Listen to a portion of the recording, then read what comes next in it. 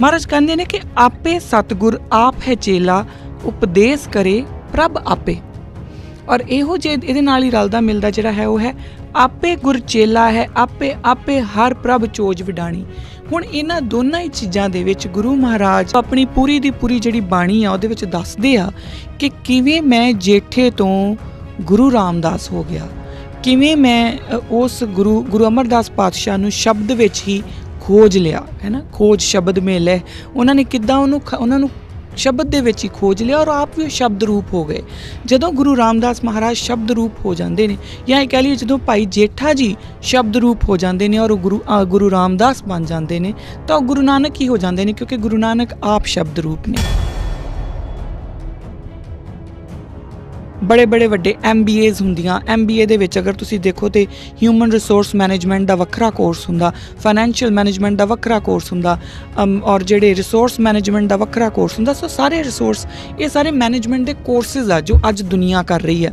तो जे आपां ध्यान नाल देखिए गुरु अमरदास महाराज जदों बकायदा मंजियां स्थापित करते हैं तो उत्थे वो की कर रहे हैं, वो ह्यूमन रिसोर्स मैनेजमेंट दा ही कोर्स ही करवा रहे हैं अपने सिखां नूं कि तुहाडा राज आउणा ते तुसीं अपनी संगत नाल अपनी प्रजा दे नाल इस तरीके नाल विहार करना है। वो सानू एक मॉडल तैयार करके दे रहे और उस मॉडल की सानू प्रैक्टिस भी करा रहे हैं कि ये तुसीं करना। गुरु रामदास महाराज जदों मसंद सिस्टम शुरू करते हैं तो वो बकायदा सानू रेवन्यू मैनेजमेंट सिखा रहे हैं कि तुसीं रेवन्यू इकट्ठा किद्दां करना, कौमी खजाना इकट्ठा किद्दां होऊगा, वरत्या किद्दां जाऊगा, किस तरीके नाल उहदा उपयोग होऊगा और किहड़ियां कारणों के उत्ते कित्थे कित्थे वरत्या जाऊगा।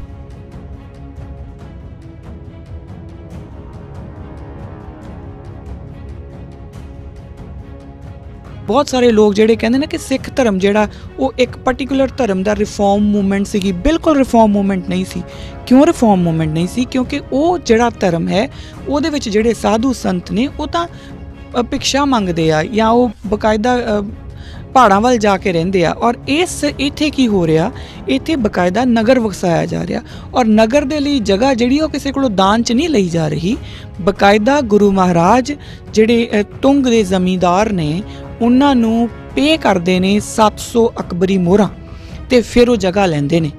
और सो ये जिहड़ा हुण जिहड़ा 700 अकबरी मोहरां वो कित्थों आईयां? वो दसवंध दे विचों आईयां। सो ये रेवन्यू मैनेजमेंट आ जो गुरु महाराज सानू सिखा रहे ने, साडी बकायदा उहदे ते प्रैक्टिस करा रहे ने, है ना। सो मसंद सिस्टम जिहड़ा जदों गुरु पातशाह ने शुरू किया तो एक बहुत सैक्रेड इंस्टीट्यूशन सी, एक बड़ा सैक्रेड ऑर्गेनाइजेशन सी। उहदा एक अपना आइडियोलॉजी सीगी शुरू करन दे विच, वो हवा दे विच शुरू नहीं किया गया सीगा। सो जिहड़ा मसंद वर्ड है ना हुण इस टाइम दे उपर वो बड़ा एक गाल वाला अखर बन गया। क्यों बन गया? क्योंकि मसंदा दा जदों करैक्टर जिहड़ा है वो करप्ट होना शुरू होया। जद तक तो वो गुरु महाराज के दसे हुए फलसफे दे उपर चल रहे ने तद तक तो मसंद जिहड़े ने वो राज गद्दी तो एक स्टैप थल्ले वाली गद्दी ते उत्ते बैठे हुए आ मसनद दे वर्ड दे अकॉर्डिंग, है ना। तो जदों उन्हां दा जिहड़ा किरदार है, जदों उन्हां दी सिद्धांतक जिहड़ी विचारधारा है वो गुरु नालों वखरी होनी शुरू हो जाती है तो उस वेले फिर 10वें जामे दे विच बकायदा गुरु महाराज इस सिस्टम नूं खत्म कर दिंदे ने।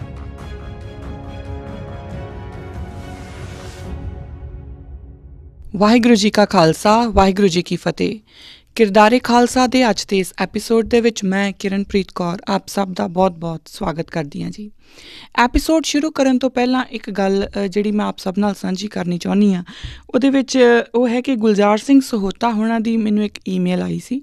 शायद उन्होंने जिहड़ा पिछला मेरा एपीसोड है उहदी रिस्पॉन्स दे विच उन्होंने भेजी आ। पिछला मेरा पूरा वीक ही बड़ा बहुत ज़्यादा बिजी रहा, बहुत ज़्यादा क्रेजीली बिजी रहा, उहदे करके मैं ईमेल्स का जवाब नहीं दे सकी, बहुत सारिया ईमेल्स का जवाब नहीं दे सकी। कुछ ईमेल्स तो ऐसिया ने जिहड़ियां अक्सर मैनूं आउंदियां आ तो उन्हां नाल एक ऐसी सांझ बन गई आ हुण मेरी कि उन्हां नूं पता कि अगर मैं जवाब नहीं दिता तो उहदे पिछे कोई ना कोई कारण होऊगा तो मैं जवाब जरूर दे दूँगी। पर क्योंकि गुलजार सिंह सहोता उन्होंने शायद मैनूं पहली बारी लिखिया तो इस करके मैं अपना एक फ़र्ज़ समझते हुए, एक एथिकल ड्यूटी समझते हुए और रिस्पॉन्सिबिलिटी समझते हुए मैं सोचा कि अज मैं एपीसोड के पहल दे विच ही उन्हां दा शुकराना कर देना है ਤਾਂ ਕਿ ਅਗਰ ਮੈਨੂੰ 2 ਦਿਨ ਹੋਰ ਵੀ ਲੱਗ ਜਾਣ, ਵੈਸੇ ਮੈਂ ਈਮੇਲ ਦਾ ਰਿਪਲਾਈ ਵੀ ਕਰੂੰਗੀ, ਪਰ ਉਹ ਜ਼ਰੂਰੀ ਆ। ਉਹਨਾਂ ਨੇ ਮੈਨੂੰ ਸ਼ਬਦ ਦੇ ਉੱਤੇ ਜਿਹੜਾ ਡੈਫੀਨੇਸ਼ਨ ਆ ਉਹਦੇ ਬਾਰੇ ਲਿਖ ਕੇ ਭੇਜਿਆ, ਜੋ ਕਿ ਮੈਨੂੰ ਬਹੁਤ ਵਧੀਆ ਲੱਗੀ ਔਰ ਕਾਫੀ ਹੱਦ ਤੱਕ ਮੈਂ ਉਹਦੇ ਨਾਲ ਸਹਿਮਤ ਵੀ ਹੈਗੀ ਹਾਂ। ਪਰ ਗੁਲਜ਼ਾਰ ਸਿੰਘ ਸਹੋਤਾ ਉਹਨਾਂ ਨੇ ਸ਼ਾਇਦ ਨਵੇਂ ਜੁੜੇ ਨੇ, ਕਿਉਂਕਿ ਇਹ ਜਿਹੜਾ ਐਪੀਸੋਡ ਸੀਗਾ ਪੁਰਾਣਾ ਐਪੀਸੋਡ ਟੈਲੀਕਾਸਟ ਹੋਇਆ ਸੀ। ਬਟ ਜਿਹੜੇ ਤੁਹਾਡੇ ਆਈਡੀਆਜ਼ ਨੇ ਉਹ ਬਾਕਾਬਿਲ ਸੀਗੇ, ਬਾਕਾਬਿਲ ਤਾਰੀਫ ਸੀਗੇ। ਸੋ ਜ਼ਰੂਰ ਮੈਂ ਉਹਨਾਂ ਨੂੰ ਜਦੋਂ ਅੱਗੇ ਕਿਤੇ ਆਪਾਂ ਸ਼ਬਦ ਦਾ ਜ਼ਿਕਰ ਕਰਾਂਗੇ ਉਹਦੇ ਵਿੱਚ ਮੈਂ ਉਹਨਾਂ ਨੂੰ ਇਨਕੋਰਪੋਰੇਟ ਜ਼ਰੂਰ ਕਰਨ ਦੀ ਕੋਸ਼ਿਸ਼ ਕਰੂੰਗੀ। ਸੋ ਇਹ ਤਾਂ ਸੀਗਾ ਜੀ ਸ਼ੁਰੂਆਤ। ਜਿਹੜਾ ਆਪਾਂ ਪਿਛਲਾ ਐਪੀਸੋਡ ਜਿਹੜਾ ਪਿਛਲੇ ਤੋਂ ਪਿਛਲਾ ਐਪੀਸੋਡ ਸੀਗਾ, ਉਹਦੇ ਵਿੱਚ ਅਸੀਂ ਗੱਲ ਕਰ ਰਹੇ ਸੀਗੇ ਗੁਰੂ ਰਾਮਦਾਸ ਪਾਤਸ਼ਾਹ ਦੇ ਭਾਈ ਜੇਠਾ ਤੋਂ ਗੁਰੂ ਰਾਮਦਾਸ ਹੋ ਜਾਣ ਦੇ ਸਫ਼ਰ ਦੀ ਗੱਲ ਕਰ ਰਹੇ ਸੀ, ਅਤੇ ਉਹਦੇ ਵਿੱਚ ਗੱਲ ਆਈ ਸੀਗੀ ਜੋਤ ਦੀ, ਅਤੇ ਆਪਾਂ ਜੋਤ ਦੀ ਹੀ ਗੱਲ ਜਿਹੜੀ ਆ ਉਹ ਕਰ ਰਹੇ ਸੀ। ਇਹ ਸਮਝਣ ਦੀ ਕੋਸ਼ਿਸ਼ ਕਰ ਰਹੇ ਸੀਗੇ ਕਿ ਭਾਈ ਜੇਠਾ ਜੀ ਜਦੋਂ ਗੁਰੂ ਰਾਮਦਾਸ ਹੋ ਜਾਂਦੇ ਨੇ ਤਾਂ ਦਰਅਸਲ ਉਹ ਗੁਰੂ ਨਾਨਕ ਹੀ ਹੋ ਜਾਂਦੇ ਨੇ। ਗੁਰੂ ਨਾਨਕ ਅਤੇ ਗੁਰੂ ਰਾਮਦਾਸ ਦੇ ਵਿੱਚ ਕੋਈ ਫਰਕ ਨਹੀਂ ਰਹਿ ਜਾਂਦਾ। ਇਹ ਗੱਲ ਆਪਾਂ ਸਮਝਣ ਦੀ ਕੋਸ਼ਿਸ਼ ਕਰ ਰਹੇ ਸੀਗੇ ਜੋਤ ਅਤੇ ਜੁਗਤ ਦੇ ਜਿਹੜਾ ਇੱਕ ਆਈਡੀਓਲੋਜੀ ਹੈ ਉਹਦੇ ਨਾਲ, ਉਹਨੂੰ ਸਮਝਣ ਦੀ ਕੋਸ਼ਿਸ਼ ਕਰਦੇ ਹੋਏ ਆਪਾਂ ਗੁਰੂ ਰਾਮਦਾਸ ਮਹਾਰਾਜ ਦੇ ਚਰਨਾਂ ਦੇ ਵਿੱਚ ਬੈਠ ਕੇ ਹੀ ਆਪਾਂ ਇਸ ਨੂੰ ਸਮਝਣ ਦੀ ਕੋਸ਼ਿਸ਼ ਕਰ ਰਹੇ ਸੀਗੇ। ਕੁਛ ਗੱਲਾਂ ਹੋਰ ਵੀ ਨੇ ਇਹਦੇ ਕੰਟੀਨਿਊਟੀ ਦੇ ਵਿੱਚ ਹੈ ਨਾ, ਸਾਨੂੰ ਕੁਛ ਅੰਡਰਸਟੈਂਡਿੰਗ ਗੁਰੂ ਰਾਮਦਾਸ ਦੀ, ਅਗਰ ਆਪਾਂ ਉਹਨਾਂ ਦੀ ਪੂਰੀ ਬਾਣੀ ਨੂੰ ਆਪਾਂ ਸਮਝਣ ਦੀ ਕੋਸ਼ਿਸ਼ ਕਰੀਏ, ਜਾਂ ਉਹਨਾਂ ਨੇ ਜੋ ਲਿਖਿਆ, ਜੋ ਉਚਾਰਿਆ, ਵੈਸੇ ਤਾਂ ਬਾਰ-ਬਾਰ ਉਸੇ ਗੱਲ 'ਤੇ ਆਉਣੀ ਆ ਕਿ ਅਸੀਂ ਬਾਣੀ ਨੂੰ ਅਲੱਗ-ਅਲੱਗ ਕਰਕੇ ਨਹੀਂ ਦੇਖ ਸਕਦੇ, ਕਿਉਂਕਿ ਗੁਰੂ ਨਾਨਕ ਦੀ ਹੀ ਬਾਣੀ ਆ, ਹੈ ਨਾ। ਔਰ ਸਾਰੀ ਬਾਣੀ ਦਾ ਜਿਹੜਾ ਲੈਵਲ ਹੈ, ਸਾਰੀ ਬਾਣੀ ਜਿਹੜੀ ਉਹ ਇੱਕੋ ਹੀ ਲੈਵਲ ਦੇ ਉੱਤੇ, ਉਹ ਇੱਕ ਆ, ਵਨਨੈਸ ਆ। ਗੁਰੂ ਰਾਮਦਾਸ ਮਹਾਰਾਜ ਦੀ ਬਾਣੀ ਦੀ ਗੱਲ ਜ਼ਿਕਰ ਮੈਂ ਇਸ ਕਰਕੇ ਕਰ ਰਹੀ ਕਿ ਜੋ ਉਹਨਾਂ ਨੇ ਆਪਣੇ ਪੈਨ ਦੇ ਨਾਲ, ਜੋ ਆਪਣੀ ਕਲਮ ਦੇ ਨਾਲ ਉਹਨਾਂ ਨੇ ਲਿਖਿਆ, ਜੋ ਉਹਨਾਂ ਨੂੰ ਇਲਹਾਮ ਹੋਇਆ, ਜੋ ਉਹਨਾਂ ਨੇ ਸਾਨੂੰ ਦੱਸਿਆ, ਉਹ ਹੁਣ ਉਹਦੇ ਵਿੱਚ ਨਾ ਇੱਕ ਗੱਲ ਬੜੀ ਪਿਆਰੀ ਉਹ ਆਉਂਦੀ ਆ, ਔਰ ਬਾਰ-ਬਾਰ ਉਹ ਜ਼ਿਕਰ ਆਉਂਦਾ ਇਸ ਗੱਲ ਦਾ। ਮਹਾਰਾਜ ਕਹਿੰਦੇ ਨੇ ਕਿ ਆਪੇ ਸਤਿਗੁਰ ਆਪ ਹੈ ਚੇਲਾ, ਉਪਦੇਸ਼ ਕਰੇ ਪ੍ਰਭ ਆਪੇ। ਔਰ ਇਹੋ ਜਿਹੇ ਇਹਦੇ ਨਾਲ ਹੀ ਰਲਦਾ ਮਿਲਦਾ ਜਿਹੜਾ ਹੈ ਉਹ ਹੈ ਆਪੇ ਗੁਰ ਚੇਲਾ ਹੈ, ਆਪੇ ਹਰ ਪ੍ਰਭ ਚੋਜ ਵਿਡਾਣੀ। ਹੁਣ ਇਹਨਾਂ ਦੋਨਾਂ ਹੀ ਚੀਜ਼ਾਂ ਦੇ ਵਿੱਚ ਗੁਰੂ ਮਹਾਰਾਜ, ਜਿੱਦਾਂ ਆਪਾਂ ਜ਼ਿਕਰ ਕੀਤਾ ਸੀਗਾ ਕਿ ਉਹ ਆਪਣੀ ਪੂਰੀ ਦੀ ਪੂਰੀ ਜਿਹੜੀ ਬਾਣੀ ਆ ਉਹਦੇ ਵਿੱਚ ਦੱਸਦੇ ਆ ਕਿ ਕਿਵੇਂ ਮੈਂ ਜੇਠੇ ਤੋਂ ਗੁਰੂ ਰਾਮਦਾਸ ਹੋ ਗਿਆ, ਕਿਵੇਂ ਮੈਂ ਉਸ ਗੁਰੂ ਅਮਰਦਾਸ ਪਾਤਸ਼ਾਹ ਨੂੰ ਸ਼ਬਦ ਵਿੱਚ ਹੀ ਖੋਜ ਲਿਆ, ਹੈ ਨਾ। ਖੋਜ ਸ਼ਬਦ ਮੇਲ ਹੈ, ਉਹਨਾਂ ਨੇ ਕਿੱਦਾਂ ਉਹਨਾਂ ਨੂੰ ਸ਼ਬਦ ਦੇ ਵਿੱਚ ਹੀ ਖੋਜ ਲਿਆ, ਔਰ ਆਪ ਵੀ ਉਹ ਸ਼ਬਦ ਰੂਪ ਹੋ ਗਏ। ਜਦੋਂ ਗੁਰੂ ਰਾਮਦਾਸ ਮਹਾਰਾਜ ਸ਼ਬਦ ਰੂਪ ਹੋ ਜਾਂਦੇ ਨੇ, ਜਾਂ ਇਹ ਕਹਿ ਲਈਏ ਜਦੋਂ ਭਾਈ ਜੇਠਾ ਜੀ ਸ਼ਬਦ ਰੂਪ ਹੋ ਜਾਂਦੇ ਨੇ ਔਰ ਉਹ ਗੁਰੂ ਰਾਮਦਾਸ ਬਣ ਜਾਂਦੇ ਨੇ, ਤਾਂ ਉਹ ਗੁਰੂ ਨਾਨਕ ਹੀ ਹੋ ਜਾਂਦੇ ਨੇ, ਕਿਉਂਕਿ ਗੁਰੂ ਨਾਨਕ ਆਪ ਸ਼ਬਦ ਰੂਪ ਨੇ। ਹੁਣ ਇਹਦੇ ਵਿੱਚ ਹੀ ਨਾ ਸਾਨੂੰ ਇੱਕ ਬੇਨਤੀ ਮੈਂ ਆਪ ਸਭ ਨੂੰ ਕਰੂੰਗੀ ਕਿ ਇਹ ਜਿਹੜਾ ਸ਼ਬਦ ਹੈ, ਕਿਉਂਕਿ ਅੱਜ ਸਮਾਂ ਜਿਹੜਾ ਮੈਂ ਅੱਗੇ ਚੱਲਣਾ, ਇਸ ਕਰਕੇ ਇਹਦੇ ਉੱਤੇ ਮੈਂ ਸਮਾਂ ਪੂਰਾ ਨਹੀਂ ਲਾਉਣਾ, ਪਰ ਇਹ ਸ਼ਬਦ ਤੁਸੀਂ ਆਪ ਜ਼ਰੂਰ ਪੜ੍ਹਨ ਦੀ ਕੋਸ਼ਿਸ਼ ਕਰਿਓ ਜੀ। ਬੜਾ ਆਨੰਦ ਆਊਗਾ ਤੁਹਾਨੂੰ ਸ਼ਬਦ ਪੜ੍ਹ ਕੇ ਔਰ ਸਮਝ ਕੇ। ਆਪੇ ਹੀ ਸਭ ਆਪ ਹੈ ਪਿਆਰਾ, ਆਪੇ ਥਾਪ ਉਥਾਪੇ। ਜਦੋਂ ਇਹ ਗੱਲ ਗੁਰੂ ਮਹਾਰਾਜ ਸਾਨੂੰ ਸਮਝਾ ਰਹੇ ਨੇ ਆਪਣੇ ਜ਼ਰੀਏ ਕਿ ਮੈਨੂੰ ਇਹ ਗੱਲ ਸਮਝ ਆ ਰਹੀ ਆ ਜਾਂ ਆਈ ਆ, ਤਾਂ ਉਦੋਂ ਆਪਾਂ ਦੇਖਾਂਗੇ ਕਿ ਉਹ ਕਿਵੇਂ ਇੱਕ ਵਨਨੈਸ ਦੀ ਗੱਲ ਆ ਜਾਂਦੀ ਹੈ। ਜਿਹੜੀ ਆਪਾਂ ਪਹਿਲਾਂ ਗੱਲ ਕੀਤੀ ਆਪੇ ਗੁਰੂ ਚੇਲੇ ਦੀ ਗੱਲ ਆ ਕਿ ਉਹ ਗੁਰੂ ਵੀ ਹੈ ਔਰ ਉਹ ਚੇਲਾ ਵੀ ਆਪੇ ਹੀ ਹੈ, ਤਾਂ ਉਹ ਬੇਸਿਕਲੀ ਇਹ ਇੰਝ ਨਹੀਂ ਆ ਕਿ ਉਹਨਾਂ ਨੇ ਸਿਰਫ ਇੱਕ ਪ੍ਰਵਚਨ ਦੇ ਦਿੱਤਾ ਹਵਾ ਦੇ ਵਿੱਚ ਅਤੇ ਉਹਨੂੰ ਕੀਤਾ ਕੁਛ ਨਹੀਂ, ਉਹਨਾਂ ਨੇ ਬਾਕਾਇਦਾ ਸਾਨੂੰ ਪ੍ਰੈਕਟੀਕਲੀ ਦਿਖਾਇਆ।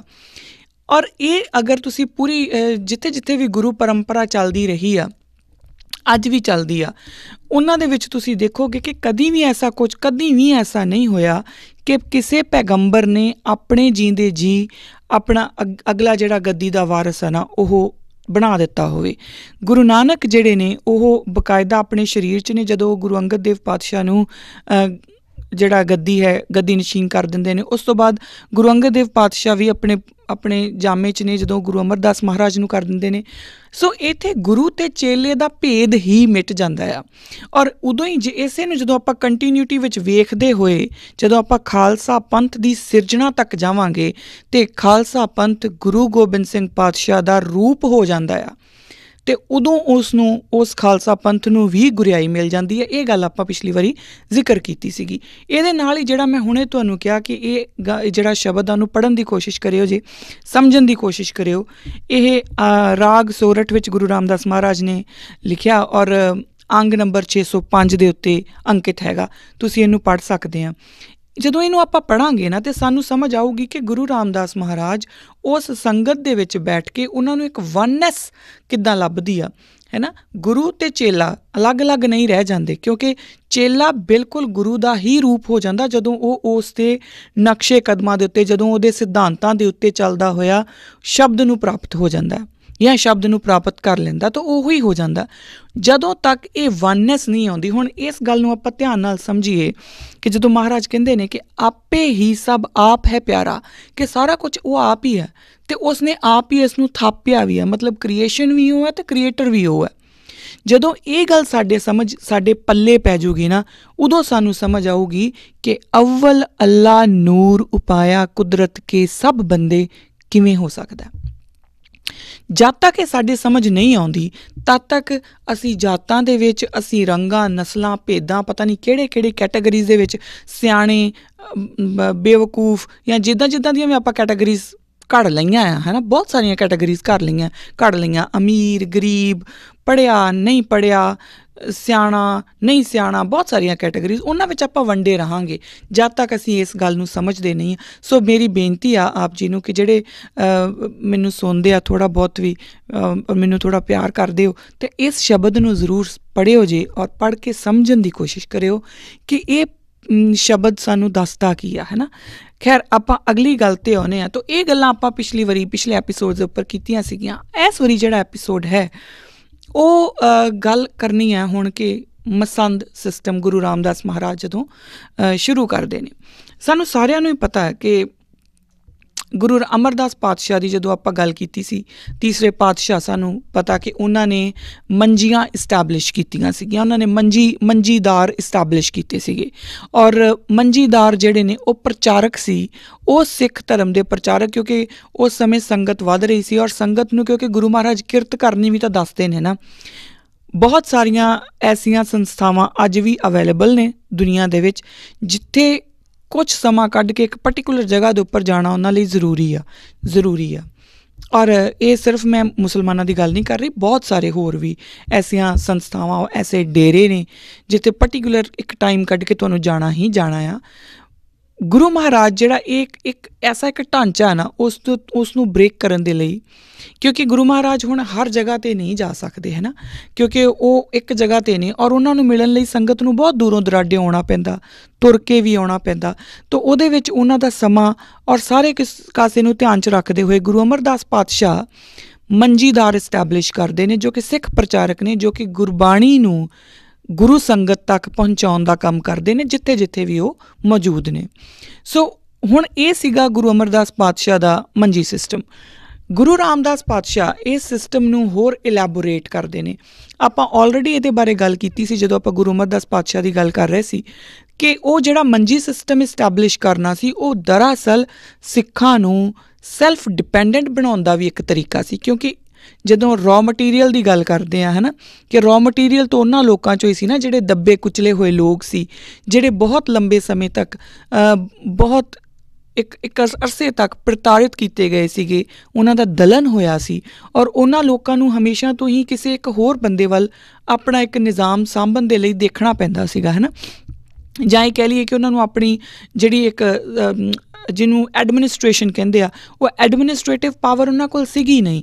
ਅਤੇ ਜਦੋਂ ਇੱਕ ਰਾਜ ਖੜ੍ਹਾ ਕਰਨਾ ਹੁੰਦਾ ਨਾ, ਕਿਉਂਕਿ ਗੁਰੂ ਨਾਨਕ ਦੇ ਘਰ ਦੀ ਗੱਲ ਹੀ ਰਾਜ ਤੋਂ ਸ਼ੁਰੂ ਹੁੰਦੀ ਹੈ, ਧਰਮ ਵੀ ਹੈ ਅਤੇ ਰਾਜ ਵੀ ਹੈ। ਇਹ ਆਪਾਂ ਬਹੁਤ ਵਾਰੀ ਇਹ ਗੱਲ ਕਰ ਚੁੱਕੇ ਕਿ ਪੋਲੀਟਿਕਸ ਜਿਹੜੀ ਆ ਨਾ, ਜਦੋਂ ਅਸੀਂ ਕਹਿੰਦੇ ਹਾਂ ਕਿ ਰਿਲੀਜਨ ਨੂੰ ਅਤੇ ਪੋਲੀਟਿਕਸ ਨੂੰ ਅਲੱਗ-ਅਲੱਗ ਰੱਖੋ, ਪਹਿਲਾਂ ਤਾਂ ਇਹ ਦੋਵੇਂ ਵਰਡ ਹੀ ਮੈਨੂੰ ਨਹੀਂ ਪ੍ਰੋਪਰ ਲੱਗਦੇ, ਕਿਉਂਕਿ ਹਰ ਗੱਲ ਦੀ ਇੰਗਲਿਸ਼ ਟਰਾਂਸਲੇਸ਼ਨ ਹੋਵੇ ਜ਼ਰੂਰੀ ਨਹੀਂ ਹੁੰਦਾ। ਤਾਂ ਸਾਡਾ ਰਿਲੀਜਨ ਨਹੀਂ, ਸਾਡਾ ਧਰਮ ਹੈ। ਤਾਂ ਧਰਮ ਦੀ ਜਦੋਂ ਰਾਜਨੀਤੀ ਨਾਲ ਗੱਲ ਆਊਗੀ ਤਾਂ ਗੁਰੂ ਨਾਨਕ ਦੇ ਘਰ ਦੀ ਗੱਲ ਦੋਵੇਂ ਨਾਲ ਚੱਲਦੀਆਂ, ਦੋਵੇਂ ਪੈਰਲਲ ਚੱਲਦੀਆਂ, ਦੋਵੇਂ ਅਲੱਗ-ਅਲੱਗ ਹੈ ਨਹੀਂ। ਤਾਂ ਜਦੋਂ ਰਾਜ ਇਸਟੈਬਲਿਸ਼ ਕਰਨਾ ਤਾਂ ਉਹਨਾਂ ਲੋਕਾਂ ਨੂੰ ਘੱਟੋ ਘੱਟ ਐਡਮਿਨਿਸਟ੍ਰੇਸ਼ਨ ਤਾਂ ਆਉਣੀ ਚਾਹੀਦੀ ਹੈ ਨਾ ਰਾਜ ਦੀ। है ना। ਤਾਂ ਉਸ ਐਡਮਿਨਿਸਟ੍ਰੇਸ਼ਨ ਨੂੰ ਸਿਖਾਉਣ ਦੇ ਲਈ, ਇਹ ਕਹਿ ਲਈਏ ਕਿ ਉਹ ਟ੍ਰੇਨਿੰਗ ਦੇ ਲਈ ਗੁਰੂ ਅਮਰਦਾਸ ਪਾਤਸ਼ਾਹ ਨੇ ਮੰਜੀਦਾਰ ਇਸਟੈਬਲਿਸ਼ ਕੀਤੇ, ਜਿਨ੍ਹਾਂ ਨੂੰ ਕਿ ਇੱਕ ਪੂਰੀ ਸੰਗਤ ਨੂੰ ਹੈਂਡਲ ਕਰਨਾ ਵੀ ਆ ਗਿਆ, ਉਹਨਾਂ ਦੇ ਵਿੱਚ ਪ੍ਰਚਾਰ ਕਰਨਾ ਵੀ ਆ ਗਿਆ, ਚੰਗੇ ਬੁਲਾਰੇ ਵੀ ਬਣ ਗਏ, ਗਿਆਨ ਵੀ ਆ ਗਿਆ, ਔਰ ਉਸ ਦੇ ਨਾਲ ਨਾਲ ਹੋਰ ਕਈ ਗੱਲਾਂ, ਕਿਉਂਕਿ ਜਦੋਂ ਸੰਗਤ ਆ ਰਹੀ ਹੈ ਤਾਂ ਉੱਥੇ ਲੰਗਰ ਦੀ ਵਿਵਸਥਾ ਵੀ ਹੈਗੀ ਆ, ਹੈ ਨਾ। ਤਾਂ ਲੰਗਰ ਦੇ ਵਾਸਤੇ ਜਿਹੜੀ ਰਾਸ਼ੀ ਇਕੱਠੀ ਹੋਣੀ ਆ, ਉਹ ਵੀ ਜੋ ਬਚ ਗਿਆ, ਜੋ ਸੰਗਤ ਦੇ ਉੱਤੇ ਖਰਚਾ ਕਰਨ ਤੋਂ ਬਾਅਦ ਉਹ ਗੁਰੂ ਮਹਾਰਾਜ ਤੱਕ ਕਿੱਦਾਂ ਪਹੁੰਚਣਾ, ਉਹਦੇ ਬਾਰੇ ਵੀ। ਸੋ ਇੱਕ ਮੰਜੀਦਾਰਾਂ ਦਾ ਇਹ ਕੰਮ ਸੀਗਾ। ਹੁਣ ਜਦੋਂ ਗੁਰੂ ਰਾਮਦਾਸ ਪਾਤਸ਼ਾਹ ਜਦੋਂ ਮਸੰਦ ਸਿਸਟਮ ਇਸਟੈਬਲਿਸ਼ ਕਰਦੇ ਨੇ, ਤਾਂ ਉੱਥੇ ਕੀ ਸਾਡੇ ਕੋਲ ਸਾਨੂੰ ਦੇਖਣ ਨੂੰ ਮਿਲਦਾ ਹੈ। ਬੜਾ ਇਸ ਚੀਜ਼ ਨਾਲ ਇਹਨੂੰ ਆਪਾਂ ਬੜੇ ਨੁਕਤੇ ਮਾਤਰ ਵਾਂਗੂ ਸਮਝੀਏ। ਇੱਕ ਤਾਂ ਉਹ ਇਹ ਹੈ ਕਿ ਮੰਜੀਦਾਰਾਂ ਦਾ ਕੰਮ ਸਿੱਖ ਧਰਮ ਦੇ ਪ੍ਰਚਾਰ ਦਾ ਸੀਗਾ, ਅਤੇ ਜਿਹੜੇ ਮਸੰਦ ਨੇ ਉਹਨਾਂ ਦਾ ਕੰਮ ਹੈ ਕਿ ਉਹਨਾਂ ਨੇ ਸੰਗਤ, ਕਿਉਂਕਿ ਗੁਰੂ ਰਾਮਦਾਸ ਪਾਤਸ਼ਾਹ ਦਸਵੰਧ ਦਾ ਜਿਹੜੀ ਰੀਤ ਆ ਉਹ ਵੀ ਚਲਾਉਂਦੇ ਨੇ ਕਿ ਹਰ ਸਿੱਖ ਦਸਵੰਧ ਕੱਢੂਗਾ, ਔਰ ਹੁਣ ਜਿਹੜੇ ਮਸੰਦ ਨੇ ਉਹ ਬਕਾਇਦਾ ਹਰ ਮੰਜੀਦਾਰ ਕੋਲ ਜਾਂਦੇ ਨੇ, ਔਰ ਸੰਗਤ ਵੱਲੋਂ ਇਕੱਠਾ ਕੀਤਾ ਗਿਆ ਦਸਵੰਧ ਉਹ ਲੈ ਕੇ ਆਉਂਦੇ ਨੇ, ਔਰ ਗੁਰੂ ਮਹਾਰਾਜ ਨੂੰ ਭੇਟਾ ਕਰਦੇ ਨੇ।